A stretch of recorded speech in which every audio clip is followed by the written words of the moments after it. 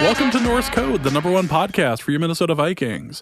I am your host and producer. My name is James Pagashnik. Thank you guys so much for listening. And at the other end of the tin cannon string, we have our analyst and co-host. You know him from numerous blogs and podcasts around the internet, most notably from theathletic.com. He is Mr. Useful Human, Arif Hassan. Arif, have you overdosed on football yet? Oh my God, I've got a headache. It's awful. It was that was a fair amount of fun. It was 3/4 of kind of crap for the last game for Titans versus the Broncos, and it really became interesting when Vic Fangio forgot that he had timeouts. That really did make it special. There was a tweet out there that asked whether or not, actually it wasn't even asking, it was flat out declaring that he was worse than pre-2019 Andy Reid. It's like, whoa. There's a case. That was bad. Andy was like historically bad. And maybe the fact that Andy was bad is because it happened in higher profile games. Because the Eagles kept going to the NFC Championship over and over and over again. And it seemed like every time they made it, there was some dumb play with the clock that he managed to do. So maybe that's just why I remember it, because they were more high profile. Meanwhile, the Broncos will never do anything high profile with Vic Fangio as your coach. He also, reporters have already asked him as of this recording. Fangio says he didn't use his timeouts because he didn't want to extend their drive and the running back went out of bounds. Screw that. He didn't want to. He just didn't want to stay out any longer. It's like, this isn't going to happen. He's going to have the whole redemption field goal at the end. And if he doesn't, fantastic. But if he does, yeah, Vic Fangio, he just sees himself as the co-author to the story that Gostkowski is writing. Exactly. It's like, yeah. I'm going to give him the time that he needs on his, like, I'm not going to ice him. I'm not going to do anything. Just you do you. Like, we don't need to stay out here any later than than it already is. It's already too late for football. The people in the Eastern time zone have been asleep for hours. Can't even imagine covering football in the Eastern time zone for the first Monday night game. That's just misery. Yeah, it's terrible. Yeah. All right, well, welcome to this episode of Norse Code. We have plenty to talk about, including a interesting Packers-Vikings game, and I feel like I've said that the last 3 games now, but here we are, where the Vikings ended up getting just ripped apart by the passing game of Green Bay. Next, we also have to talk about the Dalvin Cook deal, which happened, I think, 24 hours after our last broadcast, and there was no way that we were recording another hour because we had just put out 3. So we will definitely be talking about the Cook deal and what it means for the Vikings moving forward, and then, of course, we have the mailbag. But before we do any of that, just want to thank you guys so much for listening. Want to thank you guys so much for telling people about Norse Code, for sharing information about Norse Code to friends on social media, or however you promote it, or however you support Norse Code. Just want to thank you guys so much for helping out. If you would like to donate to the show, you can do so in one of 2 different ways. You can go to patreon.com/NorseCode and become a monthly sustaining member, much like an NPR pledge drive. I haven't said that in a long time. I feel like dusting it off, breaking it out here. If you'd like to do that, you can do that at patreon.com/NorseCode. We have bonus material up. Very shortly, we will have access to the Discord as well, that at least I will be on. Arif is not...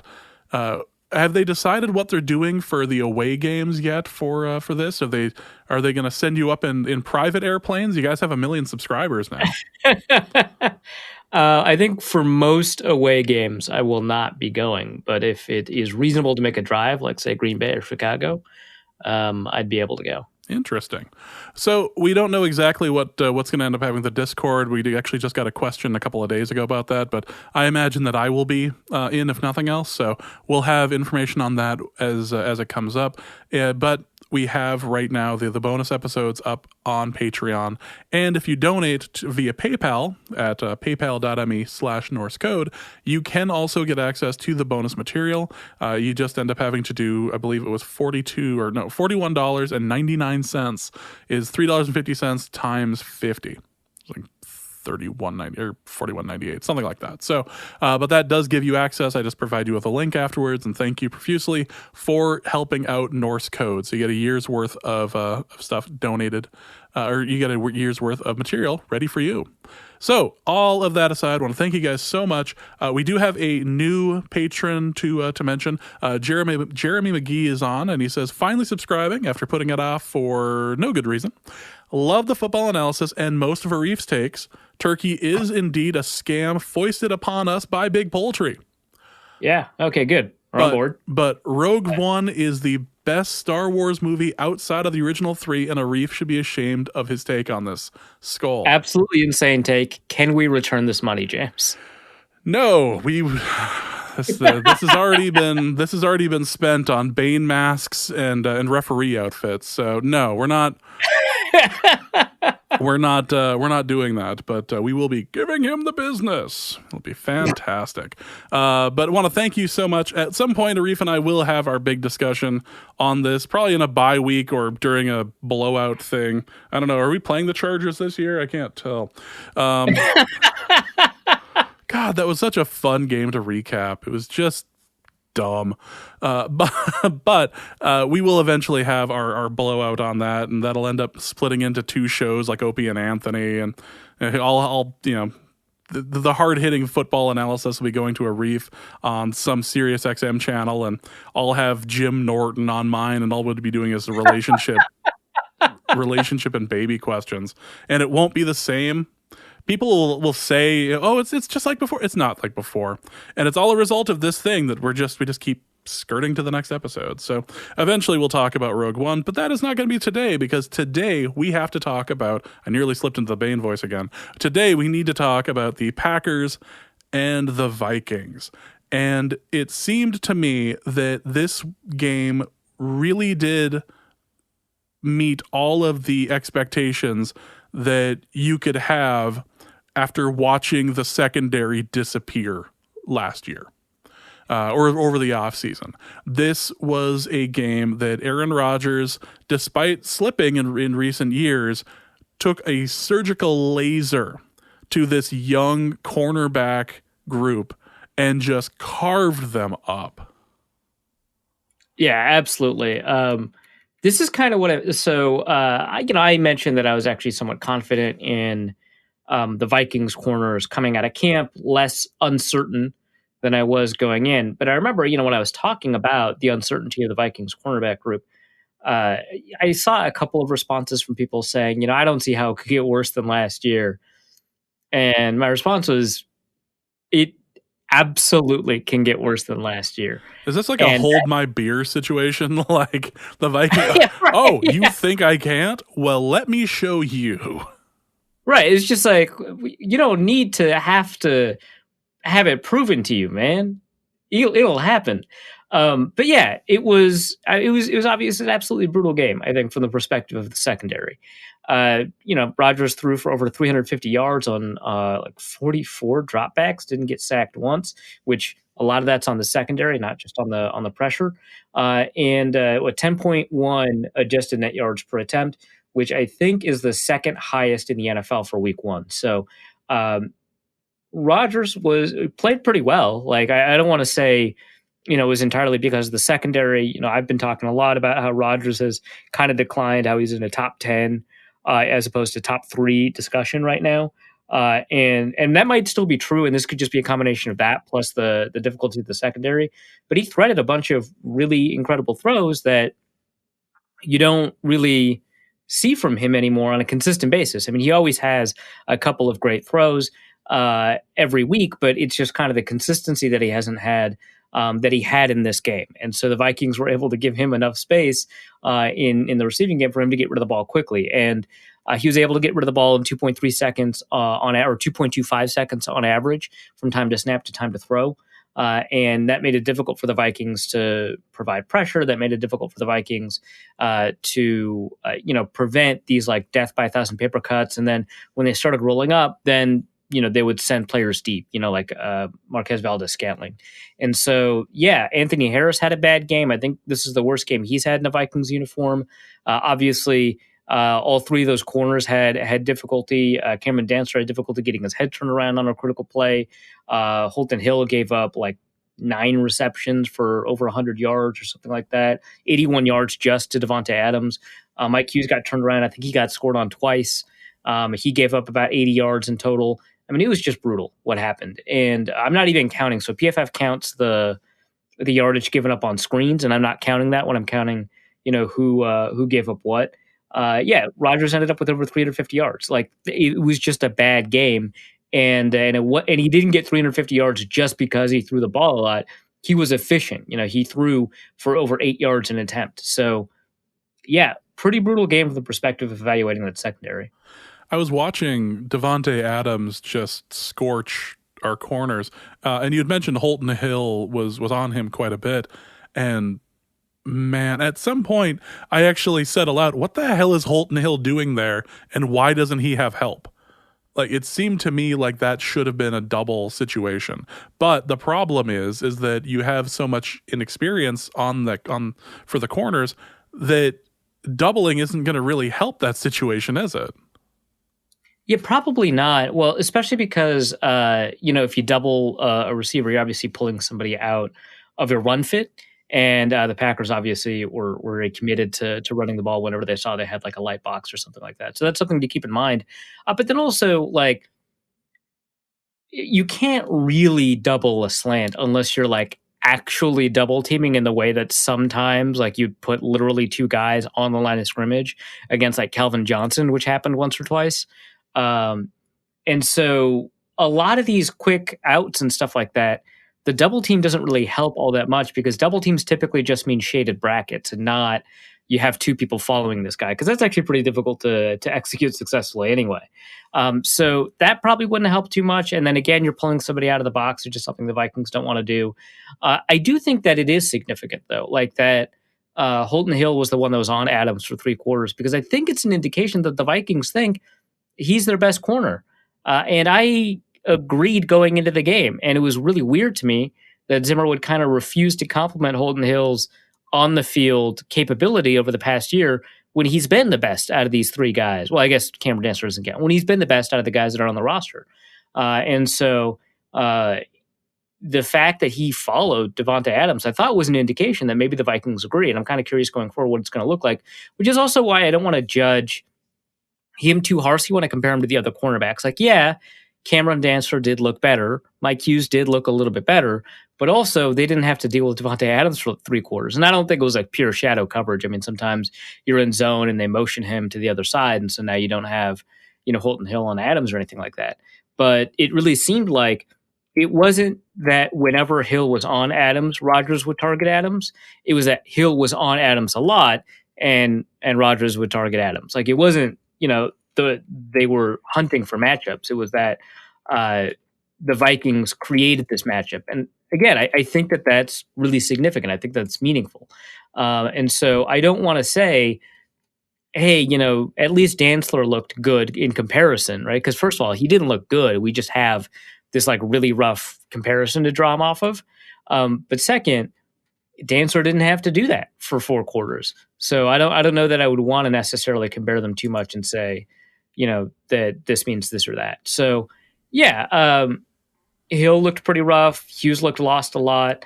Dantzler had issues. I mean, he had footwork issues closing down on underneath routes. He had obviously the issue turning his head around on the MVS play. He had some difficulty getting off of blocks and screens. He didn't have a good game. He just had a better game than the other corners.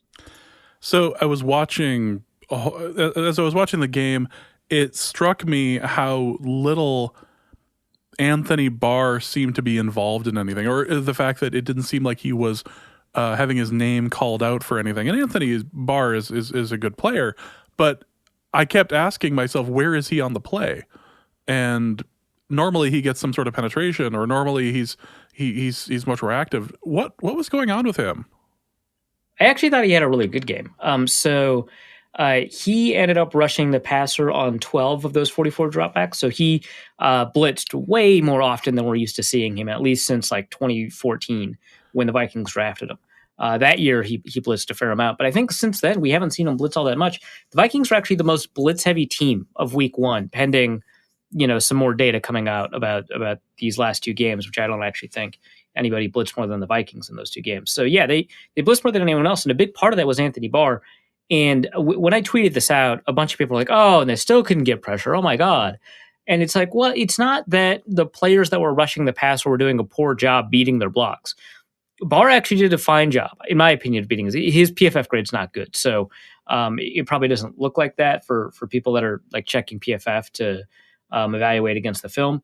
But I thought he did a pretty good job getting into the pocket, but Rodgers would just get rid of the ball too quickly. And so I wouldn't even say that the pass rush was entirely on the defensive line all that much.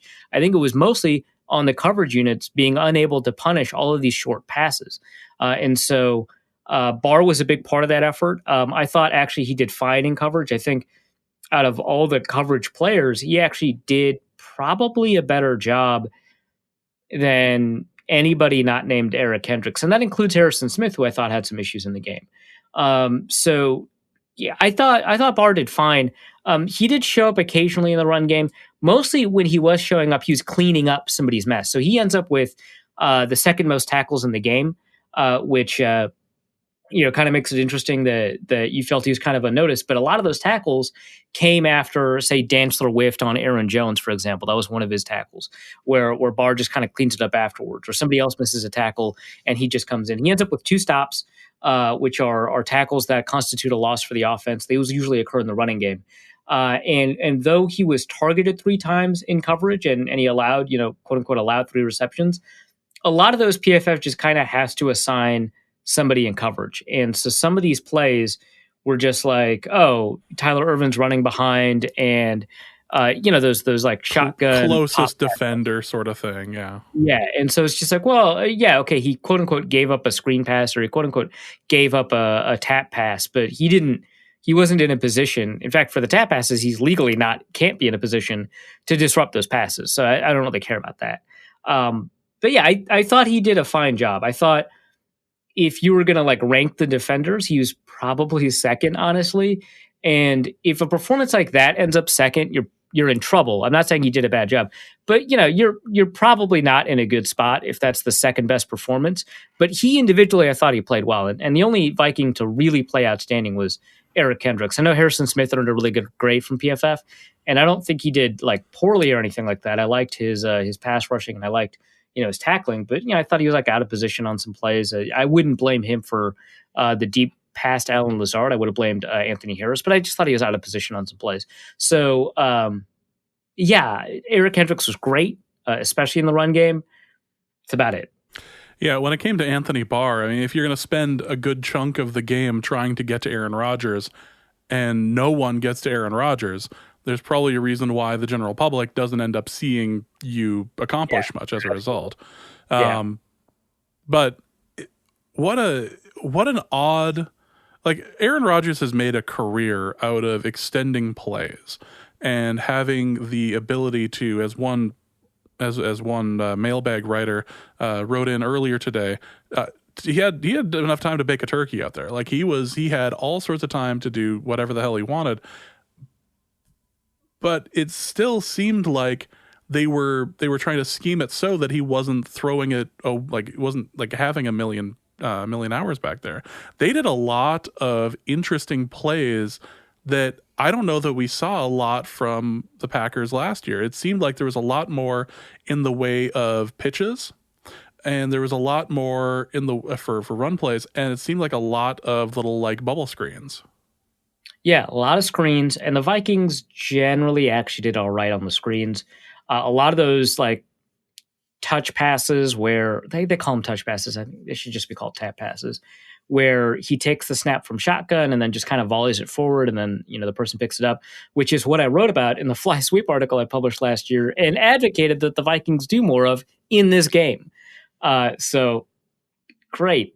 But yeah, it may have felt like he had a ton of time back there. He actually had the lowest percentage of dropbacks in week one that had 2.5 seconds or more before he threw the ball. Like he actually threw the ball really quickly. I just think that not seeing him scramble or seeing him just kind of stand in the pocket and then get rid of the ball makes it feel like it took forever to get to him. But the thing is, he would just get rid of the ball.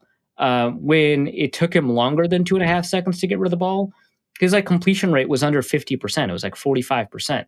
And so, that wasn't really as much of a problem. It was really all that quick game stuff, like you mentioned, a bunch of quick outs. That's what Devontae Adams, I think 8 of his 17 targets were on quick outs. And like 3 of those targets were screens. So it's really 8 of his 14 targets that were run routes that were just quick outs. And he was able to get rid of the ball right away because there was no Viking on top of Adams.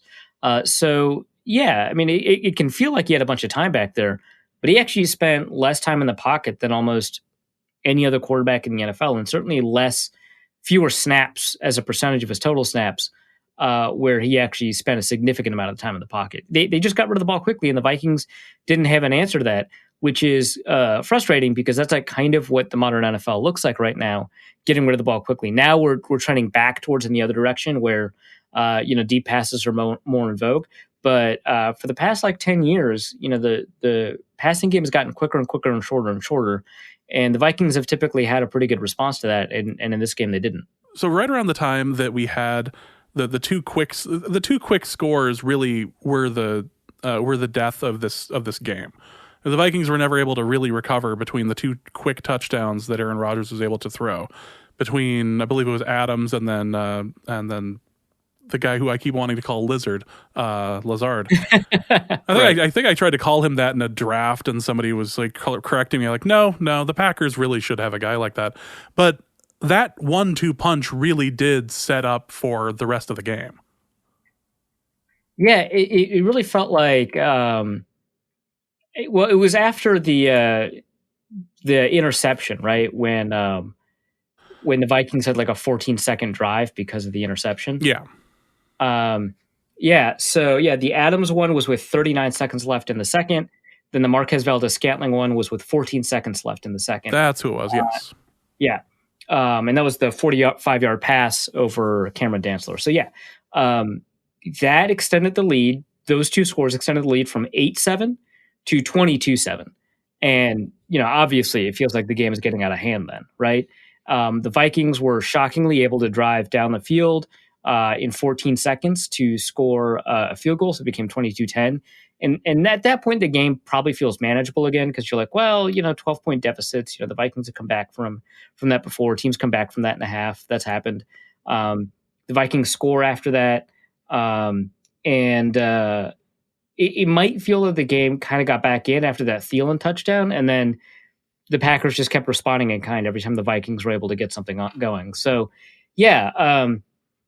it was kind of an eventless third quarter that I think really kind of set the stage for the Vikings to lose, because the fourth quarter was when the Vikings could finally move the ball. And at that point, I think with 2 minutes and 2 seconds left in the third quarter, the Packers crossed the 95% threshold in terms of win probability. And so there's only 1 in 20 scenarios, theoretically, where the Vikings get a comeback. And I bet in all of those scenarios, the Packers don't score at all, which didn't happen.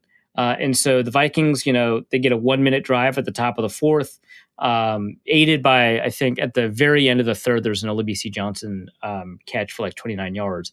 And so going off of that to begin the fourth quarter, they got a 1-minute drive. They get a touchdown pass to Adam Thielen.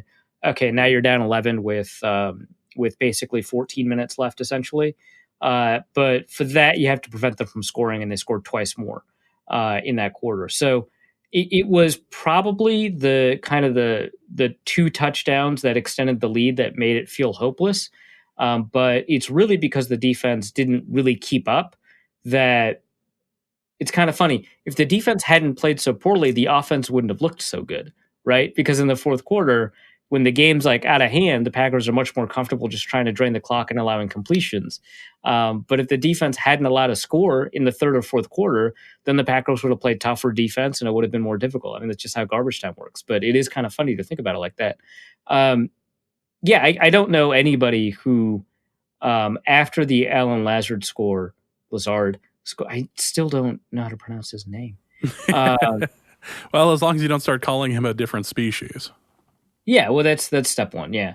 Yeah. But after like the 4 minute drive where Alan Lazard scored in the fourth quarter, I don't think anybody had any hope that the Vikings were going to get it back. In fact, I bet a lot of people lost hope at the third quarter, right? Because I think fans intuitively kind of know what win probability is as a concept, even if they don't know the specific numbers. And I think once you cross that threshold where it's like you got to score 3 times in one quarter without them scoring, sounds tough to me.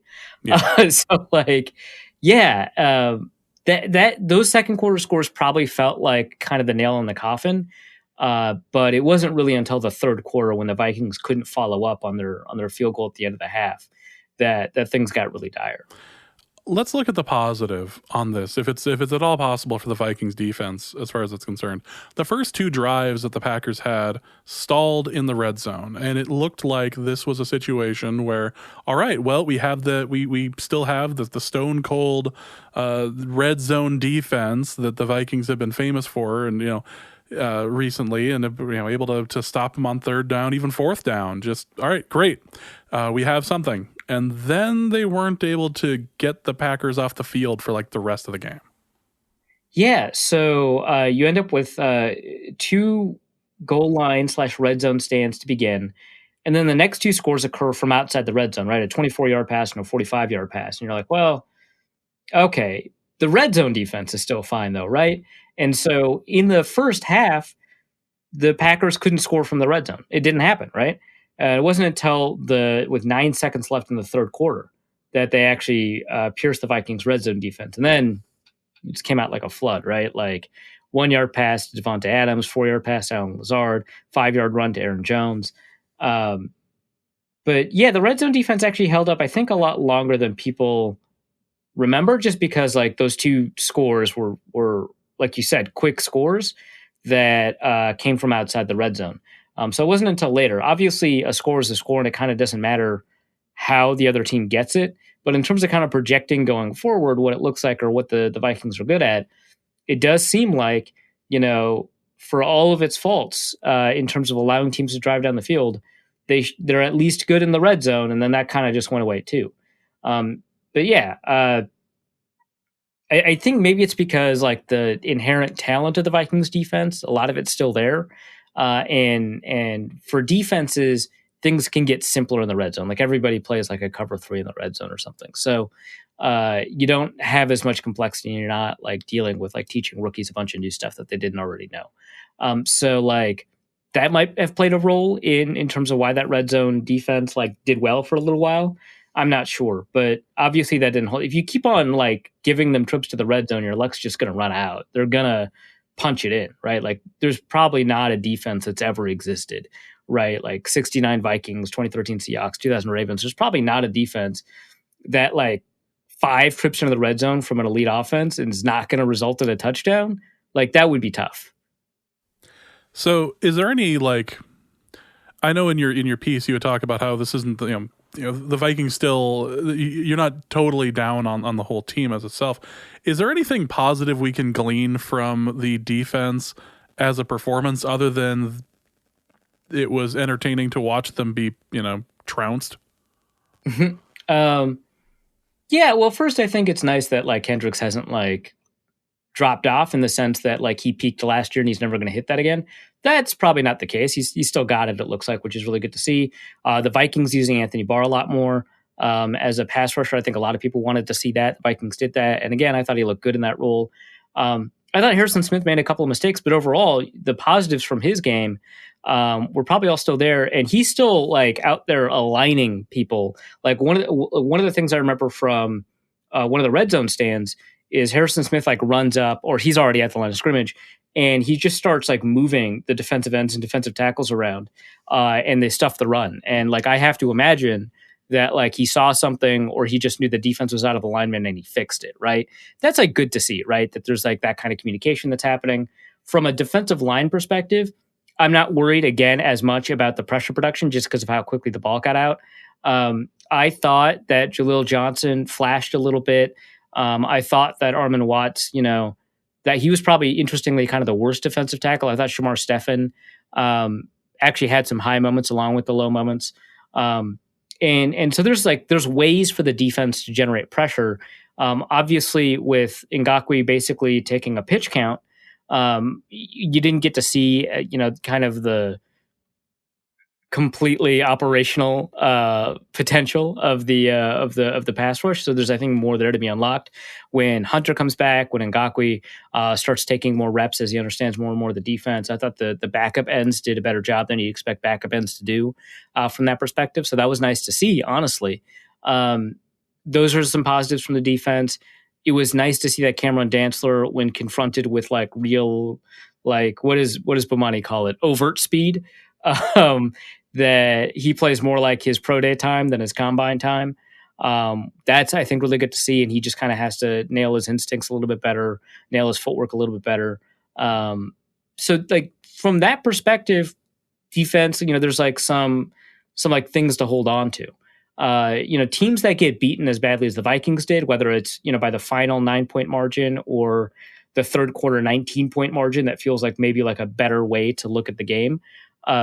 Teams in those situations, on average, have slightly below average seasons with a very wide spread. About a third of them end up with double-digit wins, which means probably about a third of them end up going into the playoffs, which is not that different from a randomly selected team before the season. About a third of teams go to the playoffs.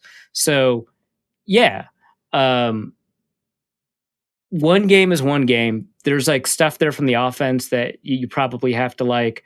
The fact that Thielen and Cousins kind of figured out their chemistry issues from early in the game. It's good to see that they kind of, resolved it, and Thielen ended up with 100 yards, garbage time or not. It's important that they kind of see the field the same way. So that's good from an offensive perspective. The run game looked really fantastic. So if the Vikings are just going to keep on relying on it, like it might as well look good, and it did. So there's definitely positives that they can use and take from. So let's look at the Vikings offense for a moment. And it was clear that Thielen is getting the majority of the targets here. But this wasn't just Thielen being like moving the ball. We still had quite the run game between Cook and Madison. This was Cook really, really doing well for a good chunk of the game. Yeah, the Vikings' run success rate was one of the higher run success rates I've seen. And by that, I mean runs that gain, expected points. So every run where the expected point counter shifts positively is a success. And because running is generally negative EPA or negative expected points, it's really hard to develop a good success rate. Last year, on average, the success rate was about 37%. And the Vikings were well above 50 in terms of success rate, which you just don't see. And what was interesting is that Cook was able to generate pretty good yardage on the ground. Was it like 4.2, which is about NFL average. But given that, a lot of those occurred at the goal line, probably closer to something like, how you'd expect like a 4.5 running back to look, like a 4.5 yards per carry running back, without a long run kind of skewing it. His longest run was 12. So he's actually a pretty consistent runner as well. And it was nice to see, some of the performance in the run game. Like Dakota Dozier didn't look all that great in the run game, but Riley Reif looked a lot better than you would have expected. I thought Brown and Neal looked all right in the run game. Garrett Bradbury actually looked pretty good in the run game. That's stuff that we wanted to see more of. And they were able to kind of generate that. Alexander Madison, I think his yards per carry was something like 8 or something like crazy like that. Yeah, obviously he had a long run, a 21-yard run that kind of skews that in his favor. But for the most part, he looked pretty good, and they were able to generate yards with him on the field, even though he took some goal line snaps as well. So from a run perspective, that's what you want to see. They did only run the ball 18 times for a pretty good reason, which is, I guess, 2 reasons. One, they just didn't have the ball that much. But 2, they needed to start passing in a hurry by the time the Vikings were finally able to generate some possession. So, the run game looked pretty good. That's good to see, especially against a defensive front as difficult as the Packers. And let's be clear, the passing game a lot of that running was in the first half for obvious reasons, but the passing game, what did he have 5 attempts by the time that halftime hit? 5 attempts by some point in the third quarter. But you have to remember there was also 2 sacks and 3 scrambles. So he finished the game with 4 scrambles, but I think 3 scrambles up until that point. Yeah. Which means that there's like 10 dropbacks or something. By the time you get to that 95% point where the Vikings only have a 5% chance of winning, the Vikings threw the ball or dropped back to pass 16 times and ran the ball as much as they were ever going to run it that game, 18 times. That's not ideal. Like, you can't be at a point where you're like trailing and you haven't thrown the ball that much. So the run pass balance was just not great. But the total amount of passes is both the function of the balance and the amount of time they were able to see the field, the amount of plays they got. And I want to be like kind of clear. I'm talking about this as if they couldn't control time of possession when they had the ball. They obviously could. Zimmer came out of the half saying he wanted to run the ball in order to maximize time of possession, but that's not really how you do it. And again, I'm talking about like a coach that is like a really remarkably good coach. So, he's going to be right 99% of the time when talking about football. But the research indicates that like it's not running the ball or passing the ball that changes time of possession. It's whether or not you convert first downs. Whatever the best way to convert first downs, that's what you should choose. The Vikings did not convert first downs when they were on offense. When it was third down in those first 3 quarters, they dropped back to pass. I want to say 4 times. They converted 1 of them. They missed 2, and then there was like a sack. And so they were 1 for 4 on third down conversions at that time. Well, that sounds like a pretty good way to lose time of possession. Also, the interception is a really great way to lose time of possession. Like, that's not on the defense.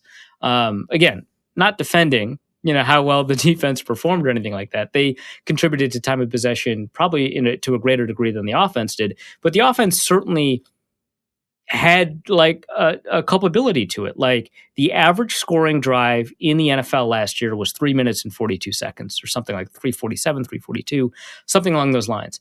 And all but one drive, or if you exclude the 2 quick drives, the 14-second and the 11-second drive from the Packers, all but one drive was longer than that from the Packers, right? And so that implicates the defense, right? Because they allowed 7-minute drives and 6-minute drives and whatnot, and a 3-minute, 30-second drive that's pretty close to that average.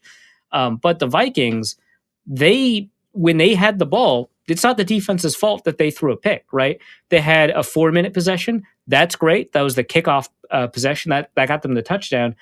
And then after that, they didn't have the ball for over 3 minutes and 30 seconds for the rest of the game. So a 40-second possession where they turn the ball over on a safety, a 2-minute possession where they punt, a 14-second possession where they throw an interception, a 14-second possession because there's only 14 seconds left on the clock in the second half.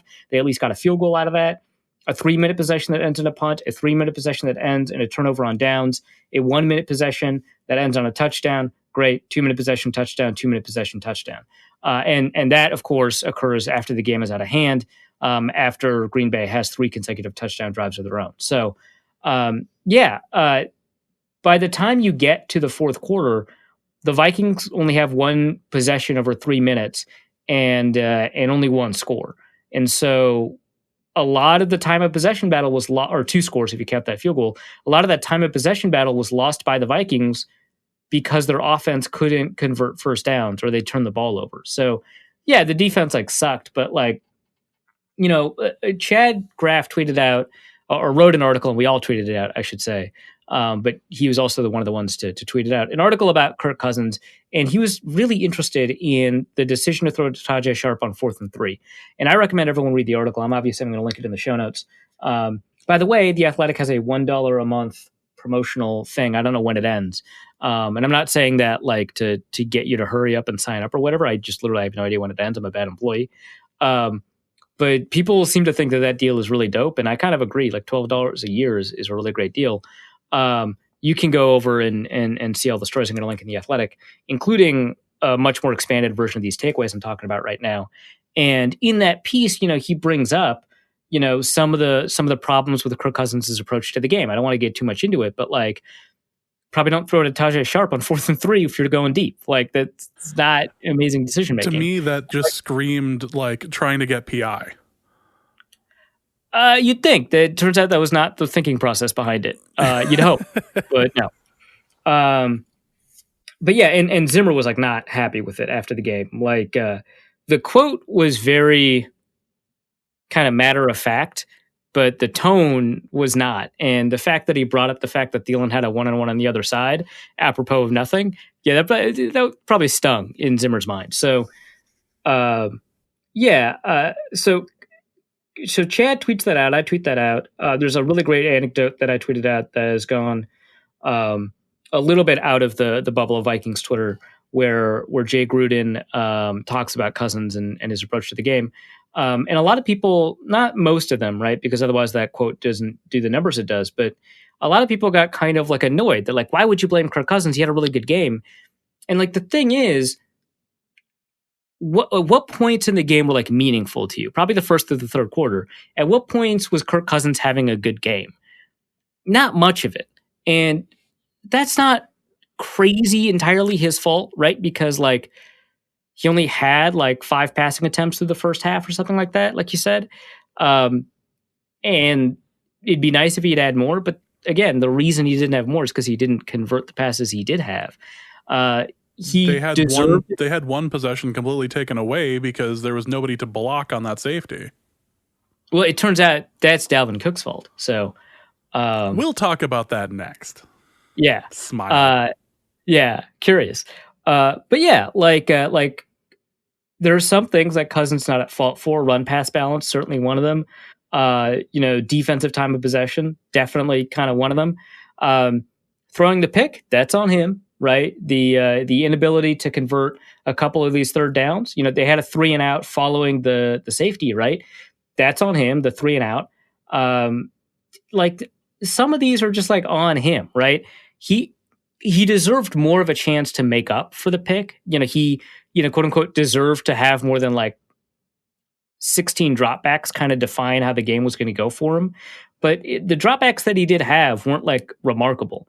If you were to assign blame in some sort of like order, right? Like Cousins is at least third, if not fourth or fifth, right? But he's not first or second, right? The first is probably coaching, second's probably the play of the defense. But he's on the list, right? You can't just say that he just had a good game and let it go. His final statistics were great. A lot of people say, garbage time. And I usually don't really love people who talk about like garbage time Cousins, this quarterback's padding his stats. And I don't think Cousins is like going out of his way to be like, finally, now I can throw when it doesn't matter. Now my stats are going to look good, right? Like it's not intentional. But in this case, the statistics do paint a pretty poor picture because the majority of his pass attempts occur after the game had gotten out of hand. So to say he played well using those plays is like not like a remarkable way to kind of argue his level of play. He did not play well. He probably would have played better had he gotten more of a chance. But the chances that he got were not great.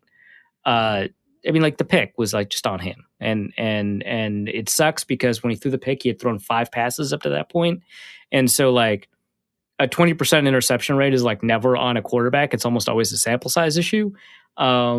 And that sucks, but that's just, you have to deal with the fact that of the few attempts we saw from him, one of them was catastrophically bad. That's how it goes. He did not play well up until that point. So, and he had like a drop or two to deal with. It's not entirely his fault that the statistics up to that point weren't great either, but he did not play all that well. I will say, I'm going to just get ahead of this mailbag question that we already got.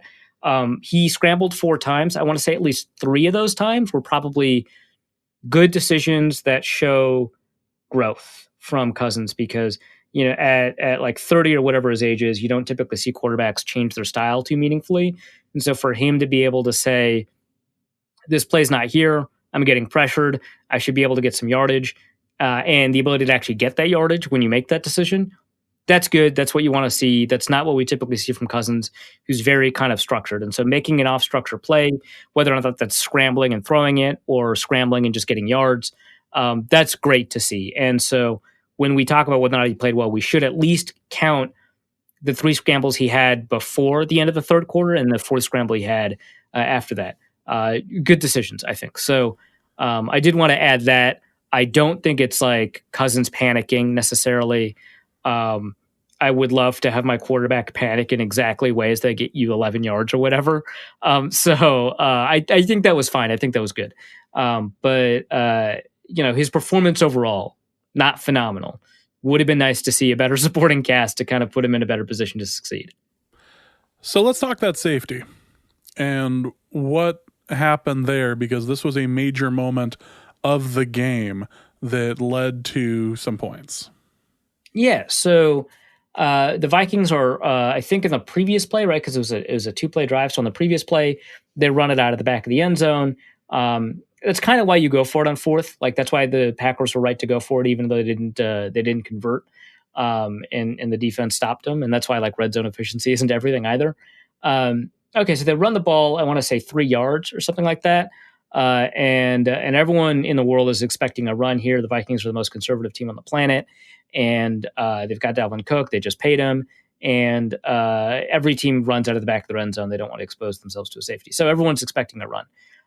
So what do you do when that happens? You go to play action. Not a bad decision. The problem here is that for play action, Dalvin Cook goes to the left. And if he's going to the left, that means he's got everybody from any linebacker lined up to the left of center or on top of the center, all the way to any blitzer rushing off of the edge. So obviously a down lineman, the tackle's got him. But anyone that's blitzing, he's got somebody if the protection doesn't account for him. So he needs to read inside out. And he's running, right? So it's pretty difficult to like pretend to run and make your reads, but that's your job on play action. And so he reads the linebacker, nothing there. And then he gets caught up by the defensive tackle who grabs him because he thinks he's running the ball. And now there's this cornerback kind of rushing off the edge. And Cook should have seen a cornerback rushing off the edge and immediately, shuffled to at least change the guy's arc. Like you don't have to get into a full pass set, which would have been impossible given Cook's like momentum and the nature of play action. But it was his responsibility to alter the path of Jair Alexander, who thought it was a run. Honestly, he did. And he just decided not to change his path after it wasn't a run, which turned out to be a really smart and great decision. But Cousins isn't at fault, nor is Riley Reif at fault for that. Reif did his job, and Cousins, from the perspective of calling a protection, did his job. And so this player just shows up, Cousins sees him out of the corner of his eye, it's too late to do something, he takes a safety. So yeah, that's on Cook. It is a tough assignment, but that's his job there. Well, Cook did fairly well, and the in situations that didn't lead to a safety, did not require that. Yeah, otherwise, yeah, he did actually really well. Yeah, Cook played very well. I don't know if he played worth the amount of money that he's going to end up getting paid, but we'll have all sorts of time to talk about that in just a moment. But if we are looking at the wide receivers, there was a lot of questions going into this game as far as, okay, you have Adam Thielen, what all do you have as far as your receivers go? So how did the rest of the core do, like BC Johnson and the rest? Yeah, so BC didn't get a reception until the third quarter, I want to say. Yeah, he got that was around the time he had to do a flip. Yeah, right, exactly. That was wild. The Kevin King tackle / BC Johnson flip. So third quarter, 5 minutes left. We're almost at the point of no return. He gets a reception for 5 yards, and then after that, he gets another reception for 25 yards or 29 yards at the very end of the third quarter, heading into the fourth quarter. And by then, the game is almost done, right, or basically done. Fourth quarter, middle of the fourth quarter, he gets another one for 22 yards, and then another target that falls incomplete. So, okay, he's got like 50 odd yards. That seems great, but only one of those receptions came at a meaningful time. Otherwise, the receivers Cousins was working with that he wanted to target were like running backs and Adam Thielen. He got 4 targets before that point in the third quarter, and I think he gave Justin Jefferson, I want to say 3 total targets. One was a drop, one was a screen, and one was like a genuine target. And that genuine target came after the game was over. So we didn't find out much about the other receivers. Obviously, we saw the Tajay Sharp target. I guess Kirk trusts the wide receiver 4. I don't know. We didn't see Chad Beebe, who I think was inactive. Obviously, we didn't see Dan Chisna, who was a special teams guy. So you're left with those 4. We just didn't see a ton out of them. So we saw Cook catch some passes. I want to say Madison maybe caught a pass. CJ Ham, I want to say, caught a pass. We saw a little bit from Kyle Rudolph. That was good to see. Would have been nice to see Irv Smith before the fourth quarter. But for the most part, we just didn't get answers. And those low number of targets outside of Thielen are a product of the low number of passing plays again. So we didn't get a ton of questions answered about the passing game. And it would have been nice to get more data to evaluate. Hey, BC Johnson looked better in camp. Is that going to translate? Well, he can rack up 50, 60 yards in garbage time. So I guess, I don't know. But other than that, we didn't get a ton. Thielen looked pretty good. You get the opinion though that the Vikings might be in a kind of a rough shape if he ends up going out with some sort of injury like he did last year due to the lack of a Diggs central figure. But he looked good out there. Yeah, and again, it would have been nice to see more of it before the game was out. But initially, a 7-yard pass, then a 25-yard pass. Good to see he was able to beat Jair Alexander for that 25-yard route, deep right, which is a good throw too. A good catch. And then 2 consecutive throws that were incomplete that were both Kirk Cousins' fault. I want to say it's Kirk. I don't actually know if the miscommunication between the corner route and the curl is Cousins' fault. But I tend to side with Thielen in these situations. It was kind of the same thing a couple of years ago when Cousins was teaching Thielen how to run a route. Everyone remembers that. Or I guess it was just last year. No, right? that was the year before. Yeah, it was 2 years ago. And then when Thielen was getting frustrated in the Chicago game in week 4 of last year, that's when everyone brought it up again. Yeah. And Diggs was just sitting there with his troll face on, like, right, sipping the tea like Prince. Right. I guess Diggs did end up forcing a trade, so I can't get too mad at that narrative playing out the way it did. But yeah, so Thielen runs a curl, Cousins throws the corner, that falls incomplete. Thielen runs an intermediate out, which a lot of times it's just a corner that you flatten because of the leverage, and Cousins throws it inside. I don't think that's a miscommunication. I think that's just inaccuracy, which you don't see a lot from Cousins, but that's an interception that Jair Alexander gets. Neither of those throws, I think, are on Thielen. I thought Thielen looked pretty good on the other 2 targets he got when the game was in hand. And then, of course, after the game didn't matter, he looked great. So, 37-yarder and then another. He ended up with over 100 yards in the game. Like 60 of them, 70 of them come in the fourth quarter. Yeah, I thought if we were concerned, and I was, that Thielen might not be kind of the same guy. And in camp, it looked like Thielen was playing at a different level than everybody else. But I don't know that I felt like he had like kind of quote unquote come back.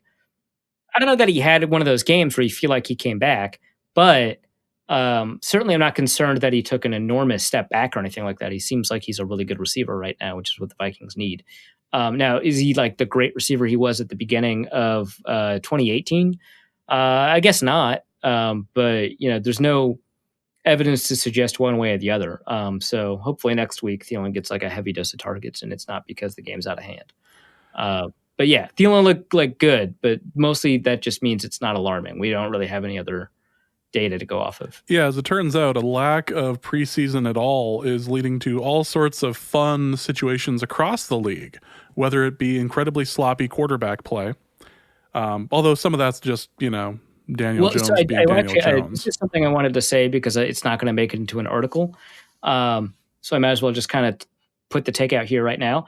I think those quarterbacks that are much more structurally driven, that are like task-oriented, system manager kind of quarterbacks like Kirk Cousins, they generally struggled a lot this week. Like some of them, like Matt Ryan didn't, Teddy Bridgewater didn't, but a lot of them did. Tom Brady did, Drew Brees kind of did, obviously Kirk Cousins did.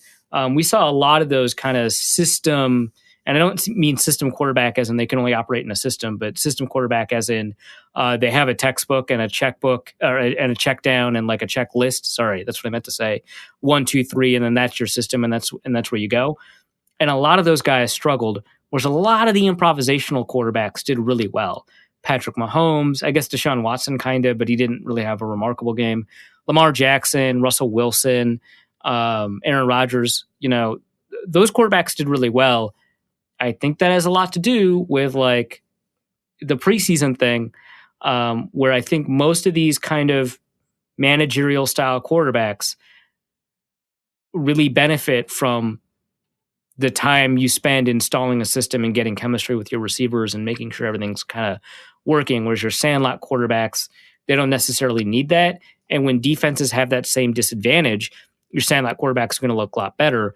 Whereas in situations where the defense gets a lot of prep time and the offense gets a lot of prep time, that's going to hurt those sandlot quarterbacks because those defenses now have a lot of better communication. They're not going to screw up a handoff at some point in a zone handoff because the play is taking longer than 3 seconds. But if their communication's not hammered out, those guys that can kind of extend the play a little bit or improvise a little bit more, they're going to look a lot better.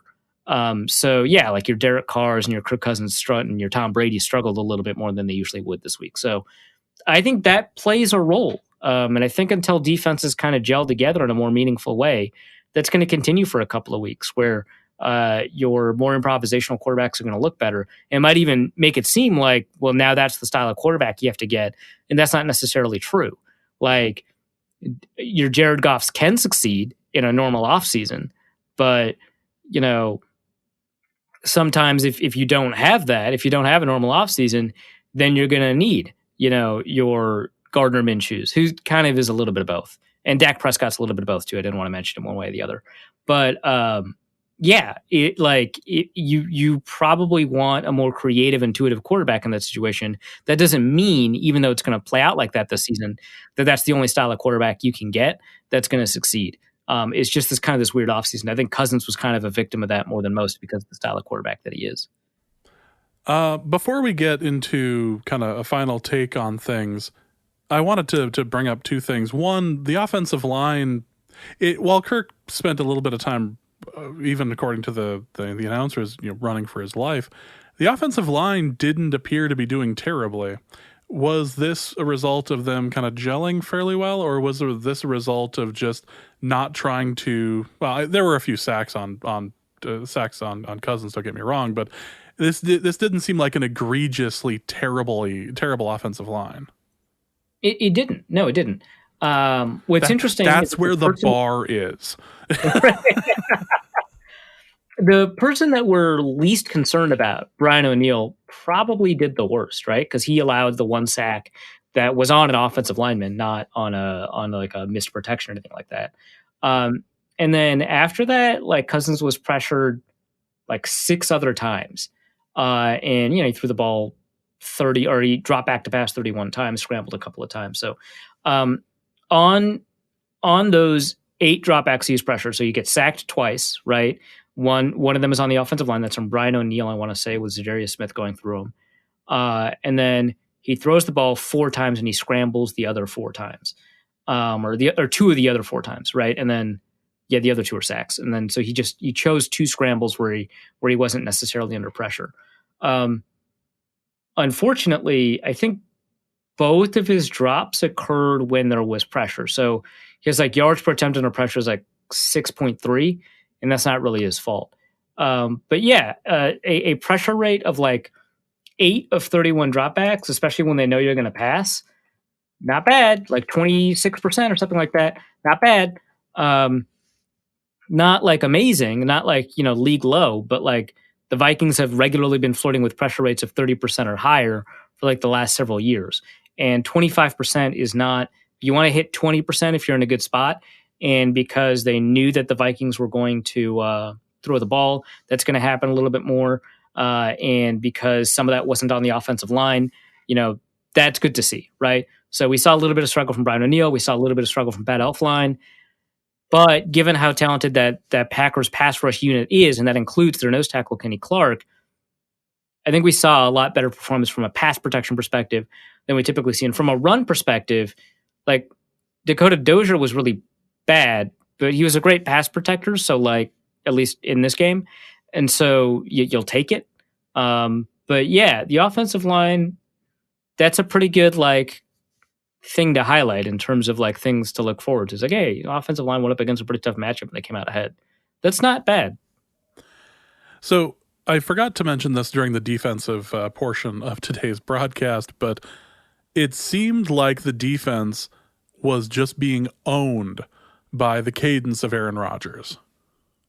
Yeah, no, that's something to yeah. So Rodgers, veteran quarterback, they mentioned this a couple of times in the broadcasts as the day went on, but realizes that without crowd noise, that you can just it's as if you're playing a home game from that perspective. You can just get the defense to jump, and he did that 2 times at least, maybe 3 times. Can you That's a imagine lot. how good Favre would be in this sort of scenario? 10 years ago, 11 years ago, just destroying people and catching them off guard and just getting them Absolutely. just getting free And plays. and Rodgers is one of the best. I mean, Favre's kind of another level of that, but Rodgers is one of the best. I think he regularly earns the most defensive offsides penalties or something like that. I remember one year he tied with Teddy Bridgewater for number one. That was really funny. But yeah, he regularly is like at the top of these lists, and now he gets to do it in away games too. Jeez. So yeah, he got like 2 or 3 I think 2 from the Vikings. One of them was at least one of them was a Foddy, if not both. But yeah, that sucks. That he like immediately figured that out and was like, all right, well, I'll just do that now. And they were like on third down too. It was brutal. Just uncomfortable. Speaking of uncomfortable, the sound mix, it wouldn't have been as obvious from where you were at in the press box, but the sound mix on TV was difficult and in some cases just like sickening as far as the mix of the fake crowd noise burying the announcer vocals, and it was really difficult to listen to for a little while. It felt less like it was crowd noise and more like it was just like swelling. Yeah, that's so weird to me because in the stadium, I sometimes I forgot they were piping in noise. It was so quiet, which is why Rodgers could do that, right? It was like very weird. Like I would ask, the person next to me, they were like 6 feet away, right? But I would ask the person next to me, like, "Hey, did they forget to play the crowd noise?"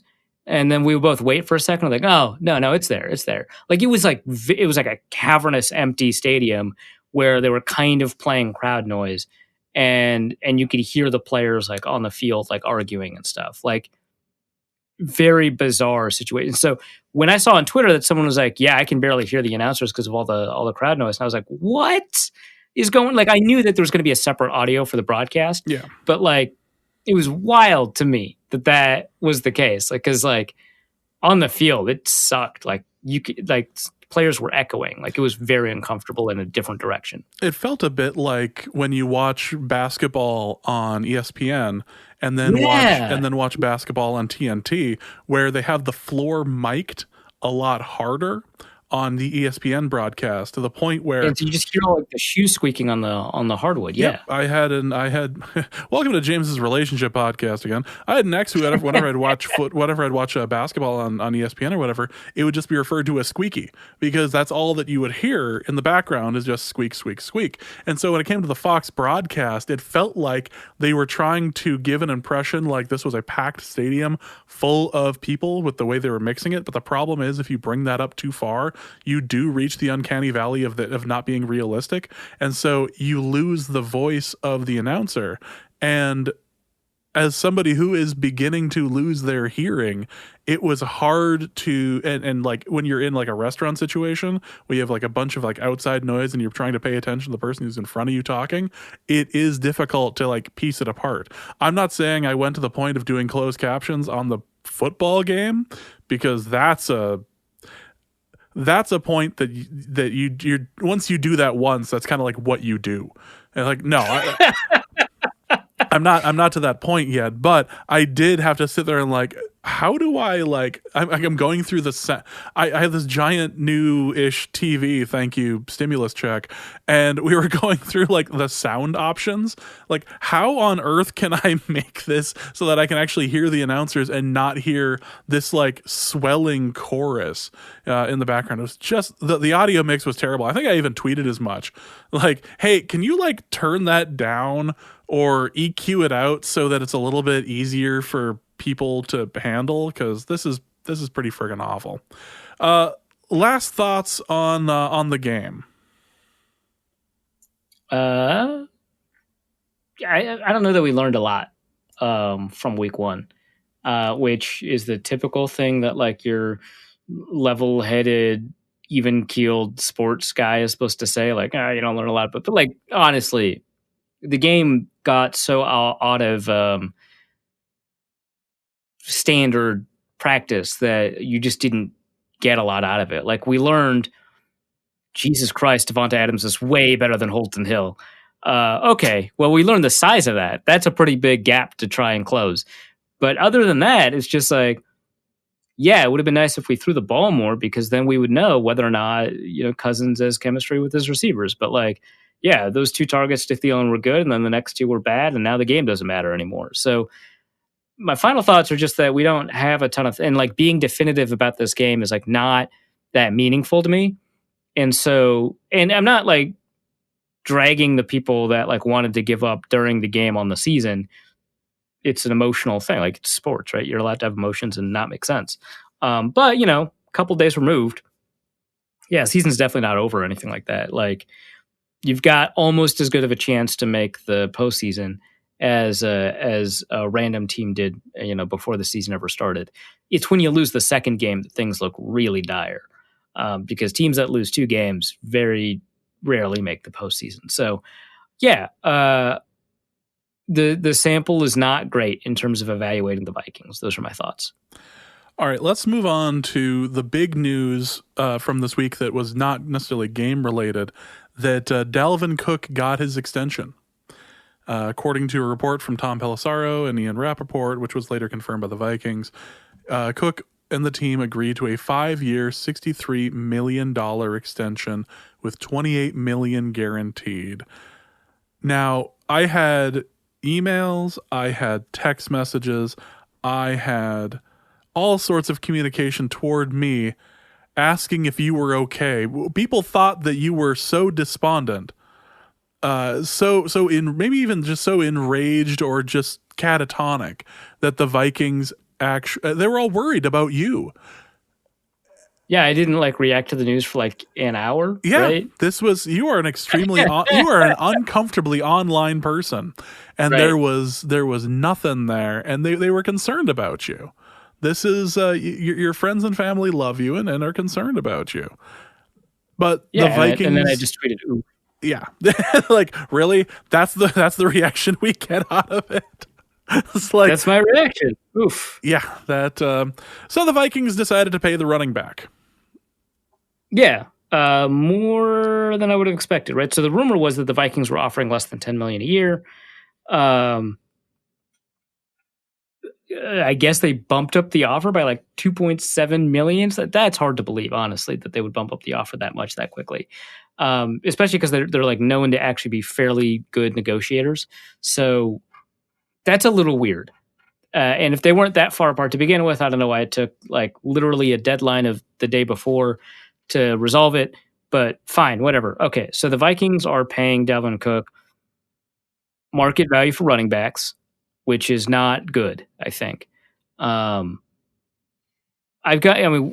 no reason to rehash a ton of this, right? Because we've gone over it in previous episodes. But yeah, it's not a great use of resources when the Vikings are like very resource limited. And I know that a lot of people are like, well, Arif, you said the cap is fake. Or, they won't remember that I said it and will just like tell me that the cap is fake. And it's like, yeah, it's a fun joke, right? The cap is never what we say it is, right? It's always more than you think it is. Like the Chiefs had like $5 left in their cap and then they signed 3 big money deals. Like it's not that big a problem to get around sometimes. But if Drew Brees doesn't retire, the Saints are kind of screwed. Like that's just it. And that's how like when the Oakland Raiders, when was it Reggie McKenzie took over for the Oakland Raiders, he had to put them through cap hell, and it really limited the things that they could do because they had like 60 million dead against the cap. Like that's real. You can't, maneuver your way out of it. So the cap number is really just an indication of how much wiggle room you have to, screw with things, and is not the number in terms of the average salary that you can sign at the moment. But the smaller that number, the less you can do. That's just how it is. It's just not precisely what you thought you could do. And so the Vikings consuming that amount of cap for a running back that we don't even have to get into the health issues in order to kind of talk about why it's not super valuable. I mean, Alexander Mattison had more expected points per play in this game for the Vikings just as a runner, but also as a receiver, but just as a runner than Dalvin Cook. I think Dalvin Cook's a better running back than Mattison. It's not a super controversial statement. I think everyone listening to this, except for maybe one or two people, maybe they're Boise State fans or Alexander Madison's mother or whatever.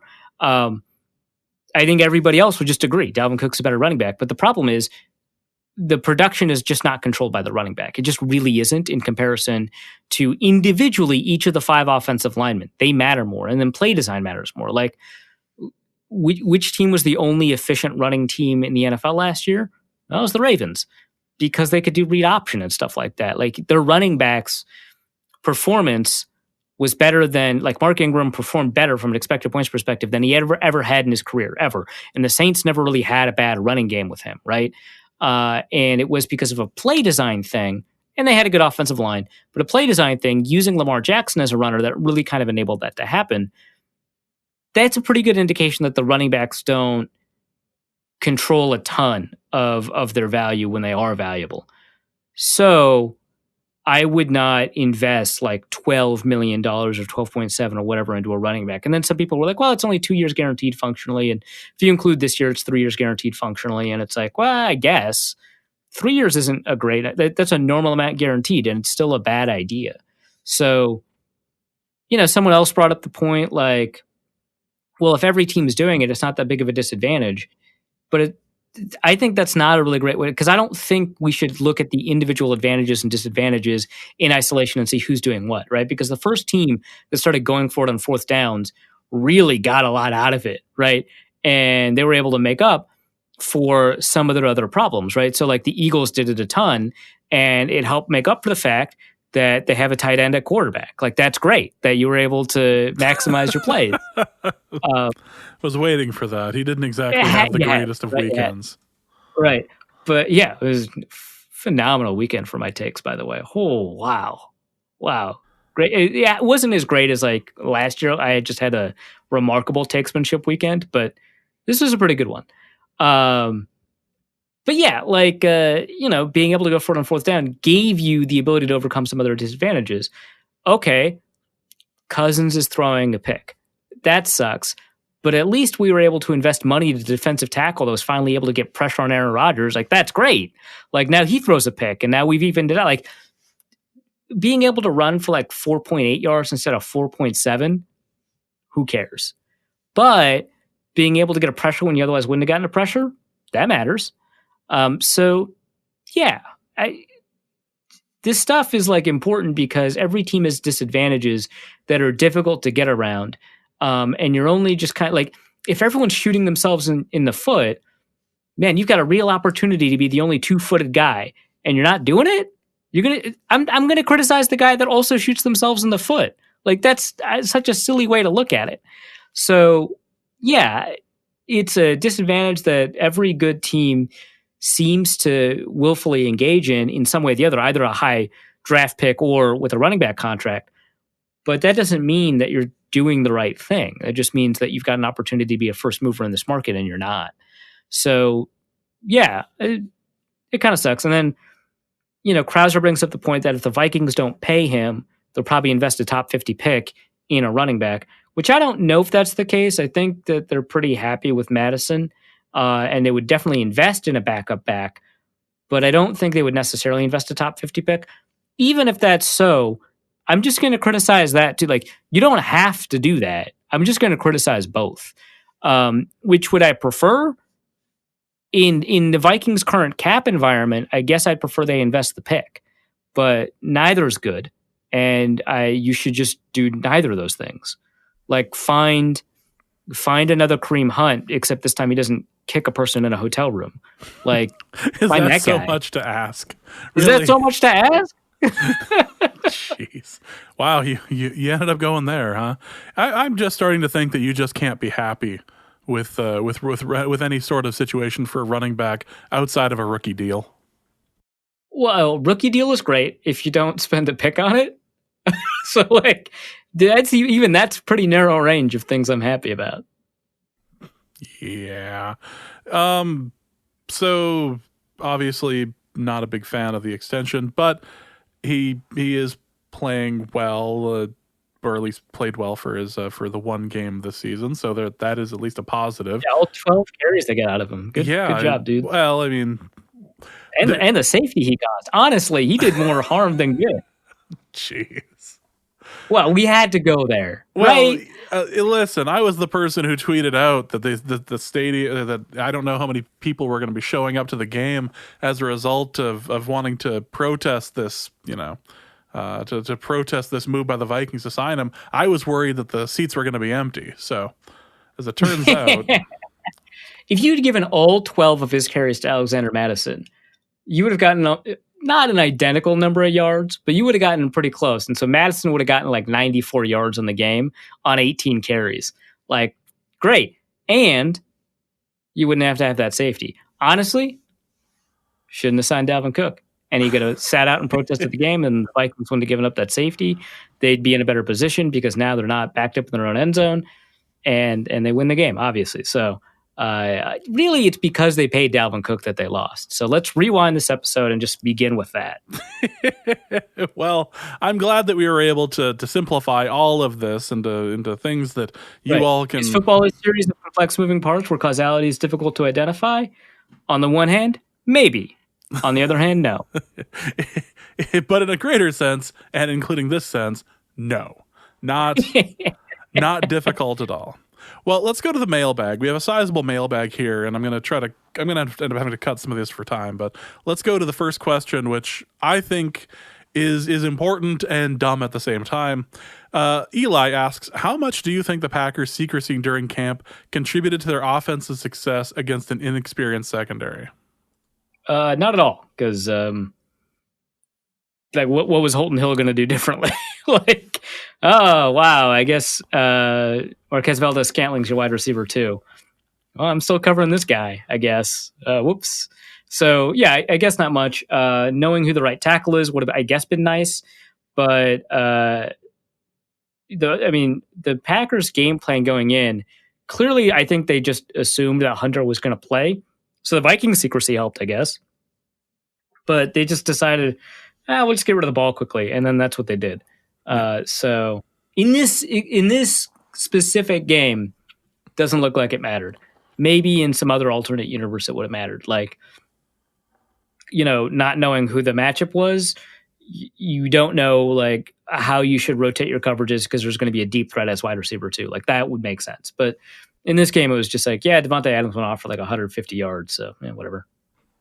That part wasn't going to be a secret play. I think Davante Adams, part of it for him was just like the whole, so you remember when you guys were saying Diggs was better than me? Well, Diggs is gone now. So so now he's he's probably the best receiver in the division. But man, this division sucks in terms of so many good receivers. John Belk asks, how much value does Zimmer have to add on defense to make up forcing the run for so much of the offense? Is being a top 5 defensive play caller enough, or does he need to be improving his defensive players more than other defensive coaching would be?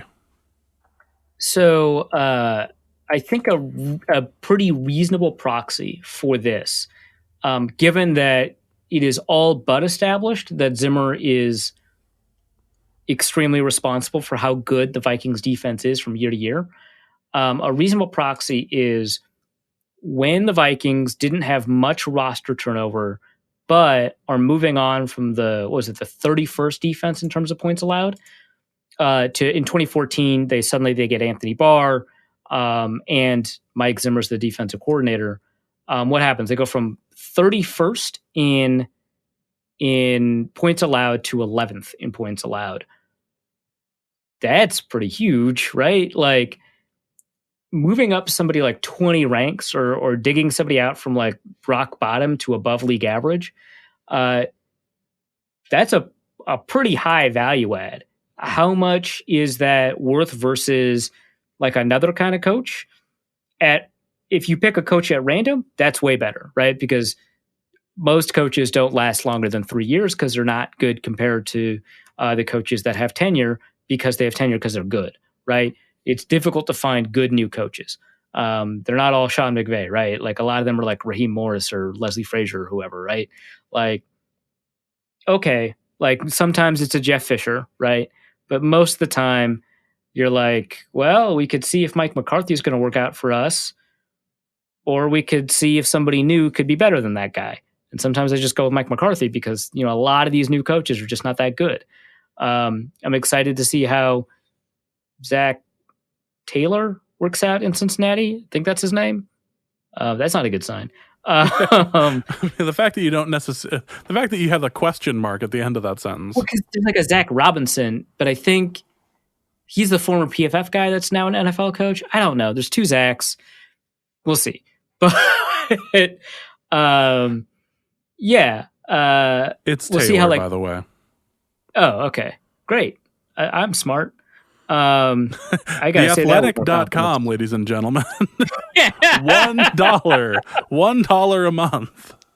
Yeah, maybe there's a reason we reduced the price. But yeah, so a lot of these young coaches, they don't work out, right? We have like a third of the coaching staff gets fired every year. And a lot of those guys were hired in the previous coaching cycle 3 years prior to that, right? So versus a random coach, yeah, he's great. Versus like a good offensive coach, yeah, I'd rather have Andy Reid. I might rather have Sean McVay. Yeah, I'd rather have Bill Belichick, who is technically he's a defensive coach.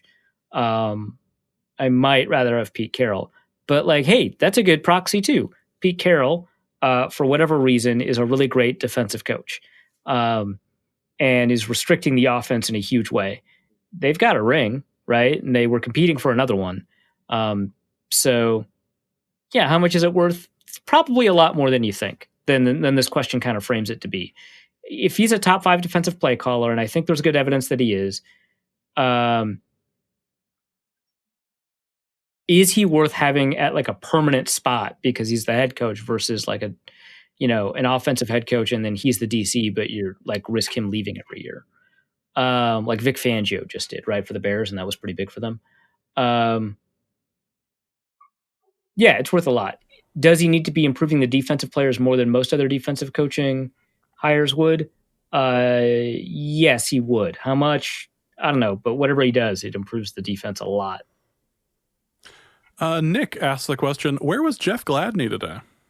Meaning took a bunch of snaps in the fourth quarter. Yeah, this was to be fair, this question was received on Sunday and not Monday evening where it's, at home with, right. with his family. Like, yeah. Today in question is Sunday. Yeah. No, he took 15 total snaps, 9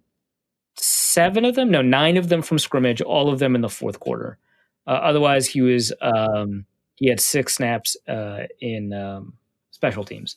Yeah, no, the Vikings didn't think that he needed to see the field for whatever reason. So my take on this is I don't actually think that proves he's a bad pick. Obviously, it's one game, so that's part of it. But like, give the Vikings credit for starting the third-year rookie or the third rounder over the first rounder. Like, if both are good picks and one is better, then play the better one. And the Vikings thought that Cameron Dantzler was better, so good. They didn't get sucked into playing the guy that they had a higher investment in. That's a good sign. This is not. We don't have enough evidence that Gladney is a bad pick, so I don't think we can say this proves that the Vikings should have picked somebody else. I think it proves that the Vikings A, made a good third round pick. Maybe we'll see, but B, are willing to play better players. Because I think we've had this question a lot of times about whether or not the Vikings are willing to play the better player based on a number of factors, right? Like we had this question about Chad Greenway. We had this question about Stephon Diggs when he wasn't starting. Like why is Charles Johnson starting ahead of Stephon Diggs, which, 4 years later is still a good question. But does Zimmer not play the better player when there's like some kind of investment for whatever reason? And sometimes I think that's the case, but like sometimes, he's playing the better player. Like Eric Wilson makes the team as an undrafted free agent ahead of some guys they drafted.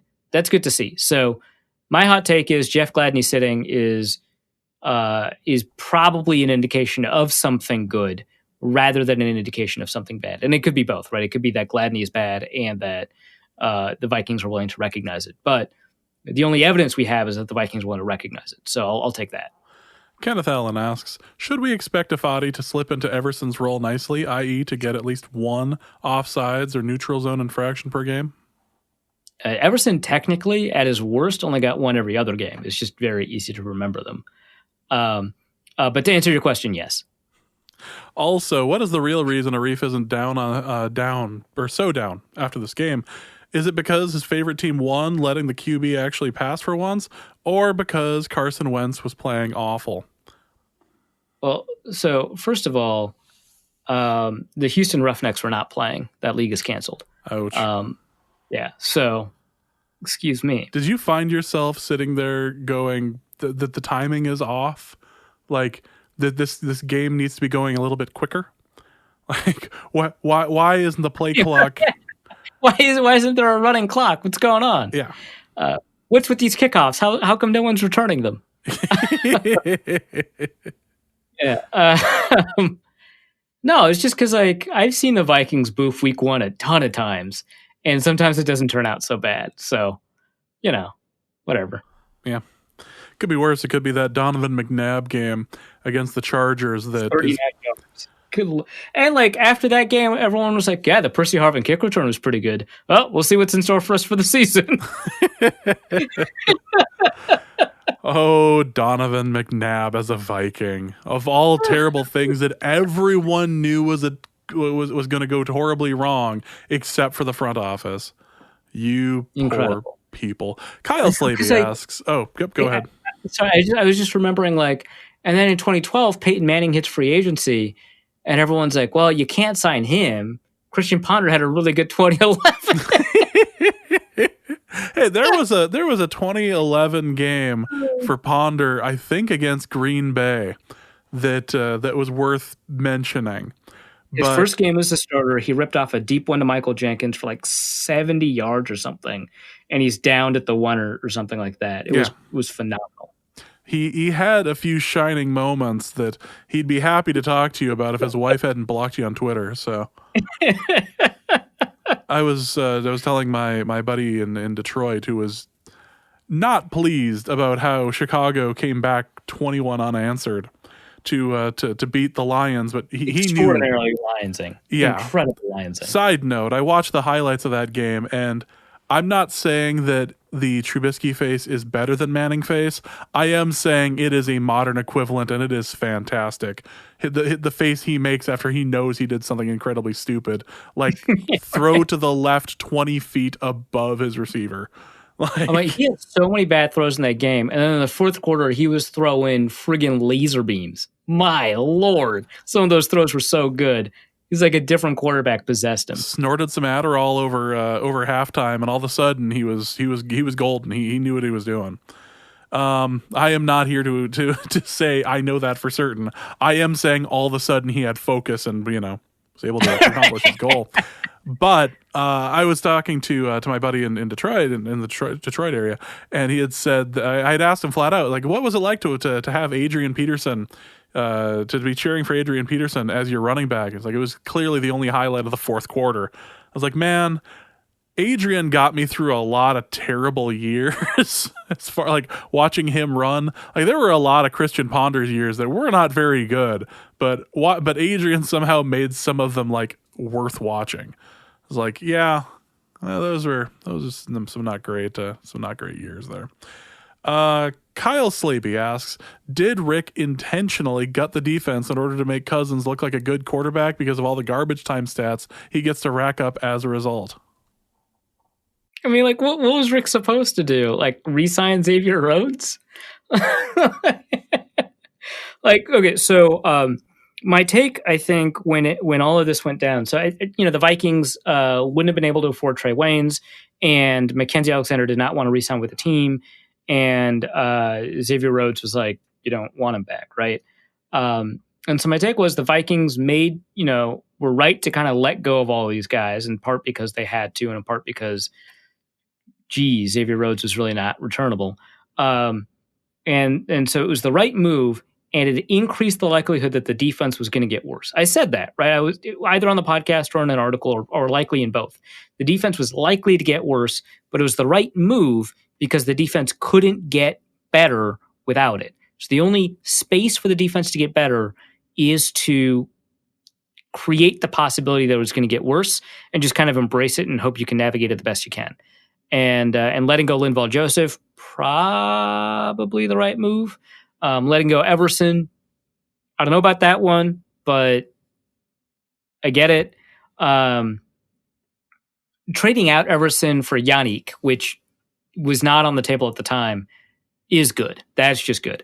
But at the time, you don't know, right? Because Afadi is going to start next to Daniil, and you don't know if that's going to work out. But you needed to embrace the very strong likelihood that the defense would drop off because of a lot of these changes, because it was only going to get worse if you didn't do anything anyway. So the only possibility for it to get better was to embrace a lot of this uncertainty. So I don't think it's a secret plan by Spielman to make Cousins look better, because if the team plays poorly, he's screwed. I know it's a joke question, but these are the choices the Vikings had to deal with after they put themselves in cap hell. Yeah. Also from Kyle Slaby, he says, my wife is going to be gone for most of the week hunting. Not a sentence I was expecting to say, not meaning to be sexist, but not something we usually get on Norse Code. I grabbed some tofu because the nights she's gone, I can try all sorts of new recipes. What are your favorite? It is kind of amazing. Like, my wife's hunting, so I've got a great opportunity to try some tofu.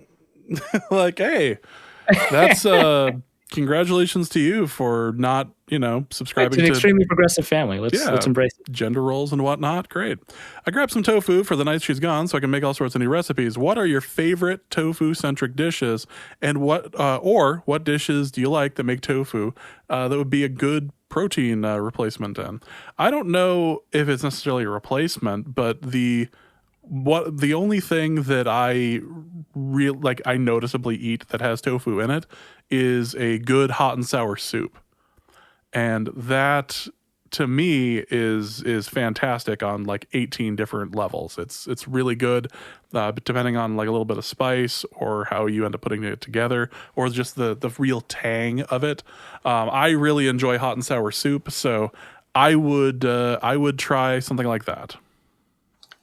So my favorite tofu dish is not vegetarian because there's a ton of pork in it, but it is a tofu-centric dish. It's mapo tofu, with this a lot of Szechuan peppercorns that kind of numb your tongue a little bit. There's various levels of spice. It's very red, so you think it's going to be super spicy, and a lot of them are not, which is fine. But that's my favorite. I get it from this place near us called Szechuan Spice. They make the best mapo tofu in town. I've tried as much of it as I can. Even June and some of the chains like Pagoda. And the mapo tofu from Szechuan is just incredible. So strongly recommend that. Really good. Does have pork in it, so it's not vegetarian or vegan. But I do know that Sirius Eats, J. Kenzie Lopez Alt, does 1 month. It's usually in March, where he just goes vegan for a month, and he tries to create as many recipes as he can that are really delicious and vegan. And one of the things I've tried a couple of these recipes and they're really good. I don't remember if any of them had tofu in it. We always do have tofu in the house, usually because if we don't want to scramble an egg in a stir fry, tofu is just really good to replace that. And it's just good to have because like you said, you can just throw it in a soup and you're good.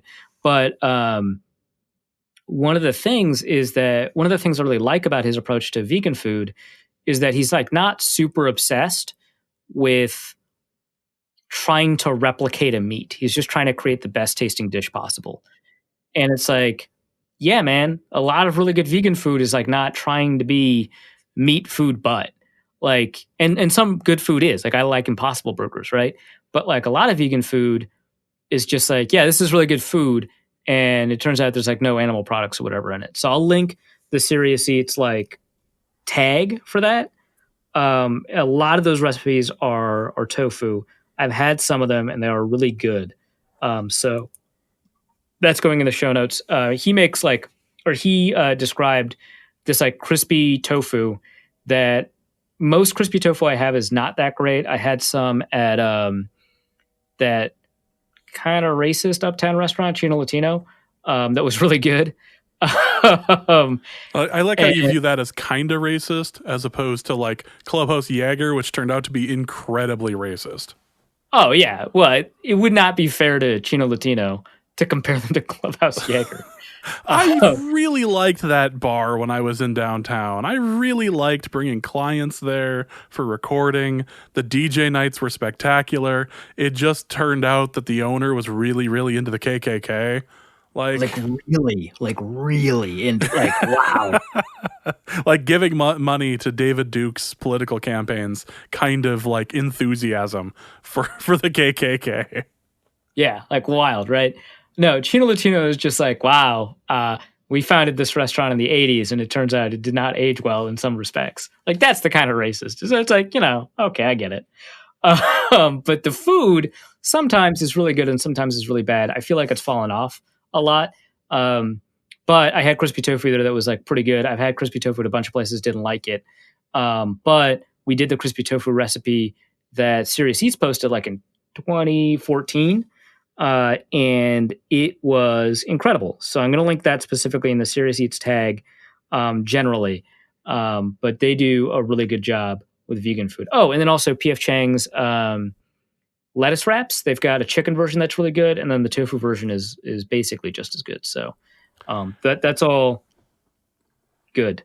We'll link all that. And because you don't seem to enjoy the food that you ate growing up, most of the Indian food restaurants that you find, or most of the Indian food recipes, rather, you just take out the protein and put tofu in, and it is it's viewed as authentic, or at least it's viewed as this is just the tofu version of it. So not a terrible idea to look at something like a tofu tikka masala or butter curry or whatever. So right, I'll say this about Indian food: it is like super comfortable incorporating ingredients from other cultures really quickly, and then just like telling you it's a classic.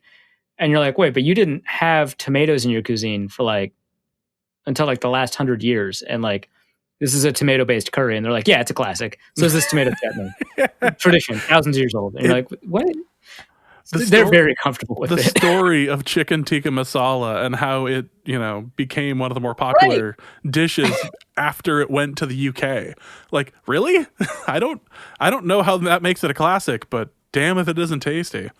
Ojibwe Pun asks, cousins seem to have a countdown to move from the pocket, read, run, and look for a pass, or tuck and go. Last year, it was read, and don't move until reacting to the problem in the pocket is, until reacting to the problem in the pocket. Is run now built into his progressions? I don't think so. I think, and if it is, great. But I don't think it is. I think he is doing a better job being intuitive about being a quarterback, which is like a crazy difficult thing to develop. So let's encourage it. Next question is from Damian Barrett, who asks, what preseason assumptions were dispelled/enforced? Like veterans will do better than rookies, games will be high scoring, etc. for you after watching this weekend's games.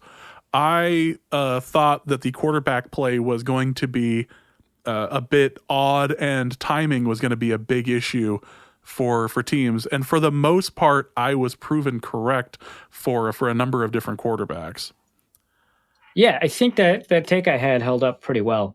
I guess I developed the take after watching a lot of the weekend. So I think that take proves your point, right? That some quarterbacks would have a bit of difficulty. A lot of drops, a lot of dumb. There were a lot of drops. Yeah, there were a lot of drops. Like a lot, which is like kind of interesting. If we take a look at rookies that played on the offensive line, I think first we should note that not a ton of rookies played on the offensive line, and I feel like, kind of just like Ezra Cleveland, that by itself is kind of an indication that that offseason had an impact. But some rookies played well. Mekhi Becton for the Jets played pretty well. Jonah Jackson, played all right. He allowed a sack, but otherwise he played all right against Akeem Hicks. That was good to see for Detroit. But it looked like a lot of these rookies did not do crazy well. Like Terrence Steele, they talked about him a lot for the Dallas game, and he didn't play all that well, honestly. Tristan Wirfs played all right. He played better than you expect a rookie to, maybe. But, I think he would have played a lot better with a preseason. Jedrick Wills would have played a lot better, I think, with a preseason. This is all counterfactual. We can't, know it or prove it. But I don't know that the rookie offensive linemen played as well as you'd expect them to. And that's kind of one of those positions where you kind of intuitively feel that they would kind of need a preseason. So there's that. Only 3 rookie left tackles played. That seems important. Next question is going to be from Beef Brewski, who asks a convoluted and potentially stupid question. Cool. His words, not ours. Person A is running a fantasy blowout win and Kamara scores 2 touchdowns to push it further. Person A says, I'm glad Kamara scores those. Person B says, but you'd prefer he didn't. Now he's more likely to regress and score fewer touchdowns in a future game. But surely Kamara's likelihood of scoring in a game is not decreased by scoring more in a previous game. If anything, it increases his likelihood of scoring in a future game unless he is injured by a play or New Orleans locks into a playoff spot. So I'm tempted to think of each game as an independent variable, but they're not. So to get to the question, should my friend who is winning a blowout fantasy game be sad that Kamara ran up the score since it means he's less likely to score those touchdowns in the future? So why do we play fantasy? Philosophical question, right? To watch the kickers burn. Yeah, so obviously that's why we play fantasy. So A, kickers, obviously. B, money. Not a ton of leagues, but a lot of people play fantasy for money. C, fun, right? It's fun, and it's fun to beat up on your friends and be smarter than them and stuff. That can't just be me, right? Winning by 40 is way better than winning by 1. Winning by 1 is hilarious, and I'll hold it over everybody if I win by 0.1 or something like that. But if I trounce somebody, they're going to know. I was talking to James. We split. So James and I played each other in the Norse Code Fantasy League in 2 different leagues, right? Yep. And we split. And I was pissed off about losing one, and I won the other one, right? I was PO'd. I was like, man, I can't believe it. I go into the game with more points than you. I've got 2 players to play, and you've got 1. And I'm like, and I have to think, man, all AJ Brown has to do is score as many points as Darius Slayton going into Monday. And I've also got a kicker. Maybe he'll give me 3 points, or if, he screws it up, I'm going to be screwed, right? But kicker doesn't have to screw up. I'll get 3 more points. I'm already ahead. AJ Brown just has to score about as many points. He doesn't even have to score as many. He could score 4 fewer points or whatever than Darius Slayton. And I'll be fine. And I got mollywop. I only moved him in because Cortland got hurt. So that was the only reason he ended up. Really liked Cortland Sutton to do 10 jumping jacks before the game. That would have been great. Yep. But no, Darius Slayton goes off. He gets 25 friggin' points because Golden Tate's injured again. Man, so I got peeved. Meantime, I'm whipping James in the other way. and it wasn't close at all. The thing that I enjoyed the most was in the game that I won. My bench was also defeating you, so it was just all Yeah, I was like, that can't be true. And I look at it, and I was like, oh yeah, crush it. The thing is, his best bench player, I started against him in the other way. But yeah, it's all dumb random. It's all dumb random luck, and it's why and it's fun to project that dumb random luck into skill and be like, yeah, I'm better than you. Yeah, I know what I'm doing. I definitely started Darius Slayton because I'm a smarty, and not because this guy got hurt that I definitely would have started instead. It could be worse. I smoked Dusty by over 35. Jeez, and I bet he knows about it too, right? Oh, we talked yesterday. He's very familiar. Right, yeah. He's intimately aware of the situation. Yeah, so that's why we play fantasy, right? So you want Kamara to score a dozen touchdowns and be like, yeah, he scored 100 points on you. How does that feel? And I'm smart. I drafted Kamara. Some idiot wouldn't draft Kamara in the same spot. No, you knew it was going to happen. That's why you did what you did. So yeah, it's way better that Kamara scores points because that's why you play fantasy. It doesn't change his likelihood. It changes your knowledge of it. By the way, it changes your knowledge of his likelihood, right? Because if he scores more points in this game, that means that New Orleans is comfortable with this usage pattern, which tells you what his usage pattern is going to be going forward. So it updates your priors. It doesn't. each game is kind of independent. Like you're right that like wear and tear matters and stuff like that. But like, and like if they clinch because your player did so well that they clinch 2 weeks out. But for the most part, all it does is it changes your priors. It doesn't change the actual likelihood too much. Now, if coaches play the hot hand and stuff like that, that plays a role. But for the most part, it doesn't affect anything. But I think more likely than not, scoring more is good than obviously it's probably not bad unless they get benched, right? But yeah, if you win because Kamara scores 20 and your decision is between whether or not he scores 40 with no other knowledge, yeah, you want him to score 40 because the New Orleans Saints are likely going to respond by saying, wow, this Alvin Kamara guy, he knows what he's doing. We should pay him all the time and give him all the carries. And then he scores more for you going forward. It doesn't like, that's not how you are by writing the question, that's not how regression works. So yeah, you're probably in a good spot. Speaking as someone who drafted Adrian Peterson the year that he broke 2,000 yards and did it in very herky-jerky like stat totals, previous games usually mean nothing if it doesn't involve an injury. So, right. Yeah. Tampa Bay Vipers for life, your favorite Twitter name, asks, Dan Bailey is on pace to score only 64 points. Should we be concerned by his lack of production? Yeah, that's tough, man. Probably write a letter to him or something. That is rough. He probably needs a hug. Delta BC Dad asks, I collected and bottled my tears from yesterday's loss. What is the best meal I can cook with them and to help me bottle up my feelings and produce a delicious meal that I can use to literally eat my feelings? So before we get into this question, and we evidently will, a peek into the production process of Norse Code. James does all the work and then sends it to me. And I look at it and I go, okay, usually. But in a show like this, when like the final game ends like at 1 a.m. or something, or it was 12:30, and we're like, yeah, we should probably shorten this show so that we can go to bed or whatever. We'll go through it and say, we probably shouldn't answer this question, or this question's kind of a repeat of stuff we're going to cover.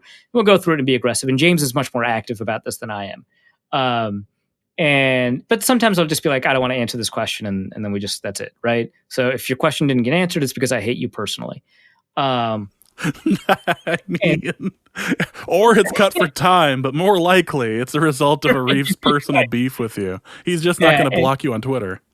And so Delta BC Dad, who is fantastic. I love his questions. I've met him at the Seattle game. Totally awesome guy. Yeah, he's great, right? So clearly it's not because I hate him in person. But this question comes in and I'm just like, I'm not feeling this question for whatever reason. So I deleted it and James is like, no, don't delete that. I've got something for you. I do. As it turns out, someone on Reddit, under the subreddit of No Stupid Questions, somebody had asked the questions, could I collect enough tears to make a salt shaker of salt? And so this is like one step removed from cannibalism. So really, this is just you connecting with your son. Yeah, well, yeah. I taught him how to make the world's most amazing scrambled eggs earlier today, so I'm dadding it up right now. So the question, or the answer, according to the user MacArthur Park, is tears have roughly the same salt content as blood plasma and saline, which is 9 grams per liter. According to this handy site, which has a little table, says a dash of table salt is 0.7 grams, so you will need 77 milliliters, or about a third of a cup of tears, in order to produce the amount of stuff that would be required for a salt shaker. Your body produces about 2 microliters of tears per minute. So if you cried all of that out, you'd need 27 days to produce enough tears to add a little flavor to your fries. That salt would certainly be edible, but it would be nasty because it contains proteins, lipids, and mucus. So it would be easier, faster, tastier, and far less emotionally draining to just harvest your own sea salt instead, which is apparently a thing. Yeah, if you watch How to Make Everything, he harvests sea salt. And then he breaks down the cost. It's actually pretty good. I'll link that. So, no, don't do that. Leave your proteins and lipids alone. Leave your proteins and lipids and mucusy food alone. Yes. Dusty The Dusty was very active on Twitter this evening. Dusty says, "Hi, James and Arif. Longtime caller, not really a listener. My question is this. I could play defense better than those children that suited up on Sunday. I'll take my answer off air, thanks."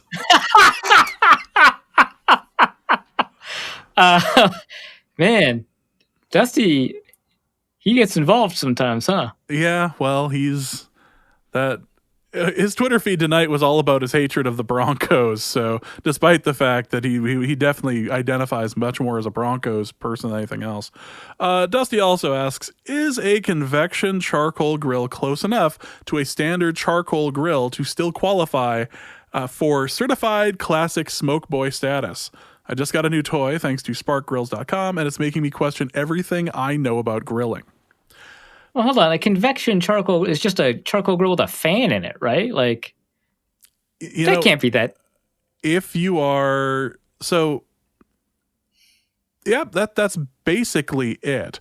And I can't even... So, I have made comments in the past about how Traeger... how I eventually am going to end up getting a Traeger if I want, like, longer than 4 to 6 hour smokes, because it's just not worth it with a stick burner. It's annoying as hell. But... I have problems with the idea of bringing electricity into the whole grill process, but I still occasionally use like a hand fan in order to stoke the coals, to get it going, especially on a not windy day at all, or to just light the coals to begin with my little fan and the chimney. So I think you can still do it. I'm not going to judge you terribly for it. But yeah, I think you can still call yourself a certified classic smoke boy for going with a spark grill. Yeah, I think so. I don't have much to add to that. I think it's the same thing, but with the fans. I don't really care. Dusty and I have gone back and forth over it, because if I'm in the backyard grilling, I'm usually texting and listening to music, and so he and I have kind of gone back and forth on some of that. But yeah, I think that would make sense. Don from Ohio asks, "What does Arif like better, tank for Trey or lose for Lance?" No comment. No comment at all. Also, I didn't watch the game yesterday. Instead, I went on with my daily life and followed the game via tweets on Twitter, and the lack of stress/anger/frustration is way down. Is this the new way to watch Vikings games from now on? Evidently. You had a pretty good time, so yeah. Bully for you. I have to imagine that, like, you've got like tweet notifications turned on, and I just tweet out like, "Oh my God," and you're like, "Oh, what the hell happened?" And there's not a bunch of clarity going on. That's like a different kind of stressful. That's like, to me, more obnoxious than the kind of stress where you know everything that's going on, and that's what bothers you. Yeah. Also, I'm only posting this question because Norse Code fans need a pick-me-upper, and not for James and Arif to gloat. The wood pellet smoker I want is on back order at the moment, so my girlfriend, not yet fiance apparently, picked up her late uncle's charcoal grill so that we can grill kebabs and burgers. Lo and behold, she loves how the food turned out. She said to me, "Let's hold off on buying a wood pellet grill until next year. We can use this charcoal grill for the time being." My question to you gentlemen is this. This is all in caps. Which one of you no good sons of bitches got to her, and how are you able to use black magic from such a distance? Nothing is going to stop me from getting my wood pellet smoker, not even you two demon worshippers. Hold on, I had nothing against. It was all James that hated the wood pellet stuff. This was me and my fear of putting electricity into the smoking process because it's cheating. It's basically having an oven outside. It's not that at all. Anyway, you can have your Rogue One crap, and I can have this. Damn it. My Rogue One crap, as you call it, is based off of the fundamentals of storytelling. There's like a way you tell stories. There's a way that character arcs work. Yeah, and my charcoal, my charcoal, and this is something. Hold on, I'm not done yet. And this is something that we know humans respond to emotionally. It's the closest thing art comes to science, the way we tell stories, and that's what I'm basing my Rogue One stuff off of. You're just like, ooh, Electron's bad. That doesn't mean anything. Heat's heat. No, heat is not heat. Heat is not. That is such an overly simplistic thing that here I would think that like you'd be like a Josh Allen fan if you're gonna say something like that. Like, no, that's not the case. Yard's a yard, buddy. A yard come on the ground. A yard is a. Did you see? All right, quick before I go into this, worst QB play of the worst QB play of the week. Your options are your options include Josh Allen, Mitch Trubisky through the first 3 quarters. Let's go with the quarterback for the Giants, Jones, with Jones, who I was about to tweet is the best of the terrible quarterbacks in the league, and then he let that lame duck go, and I was like, delete tweet. Like I'm not amazing. I'm not letting you put that evil on me. Or is it the field? No. You should know this answer by now. Mitch. It was Carson Wentz. Sorry, it was Carson Wentz. It was Carson Wentz. Yeah, he had one of the lowest yards per attempt of any quarterback, but he also held on to the ball long enough to take 8 sacks, more than anyone else in the league by at least 4, right? Like he took twice as many sacks as the next guy and fumbled the ball, like, was it twice? Just brutal, right? Like he had a really low yards per attempt as a passer, but then you throw in the fact that he couldn't hit 60% of his passes. You throw in the fact that he threw the ball like 42 times and he couldn't hit 300 yards. You throw in the fact that he took all those negative yards as a sack artist. It was definitely Carson Wentz. Not even close. I bet he has the lowest PFF grade of any quarterback too. I feel like you should check that while I address Mr. Don from Ohio here. Don, I'm sorry, I did have everything to do with that. I refuse to use my powers for good instead of evil. That's kind of the podcast thing. So you're just going to have to deal with the situation.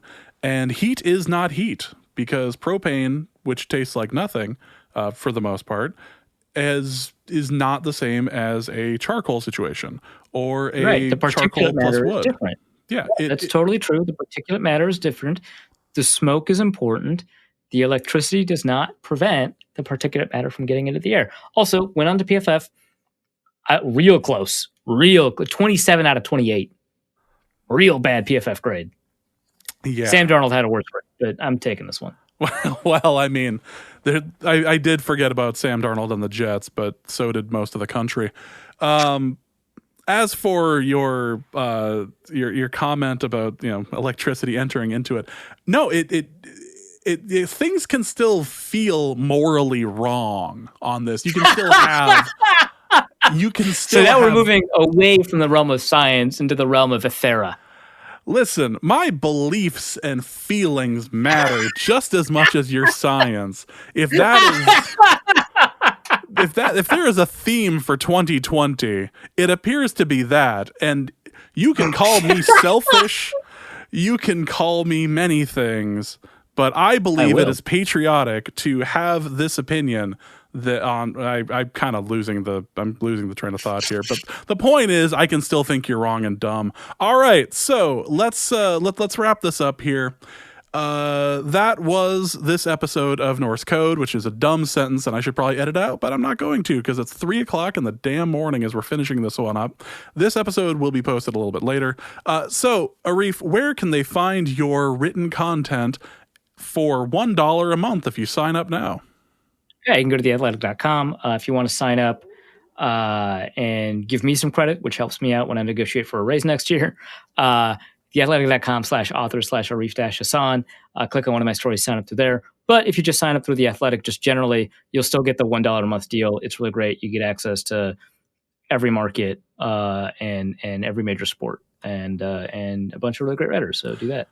I can say in particular, the Vikings writers and the Twins writers are having an absolute field day with their respective seasons so far this year. So it's been fun to, especially with acquiring Aaron Gleeman as a Twins writer. Gleeman's been awesome, and I remember Dusty turning me onto him like 8 years ago, And like, you need to read him. You need to read him, and then listen to his podcast and everything. It was really good and everything. So, but total side note.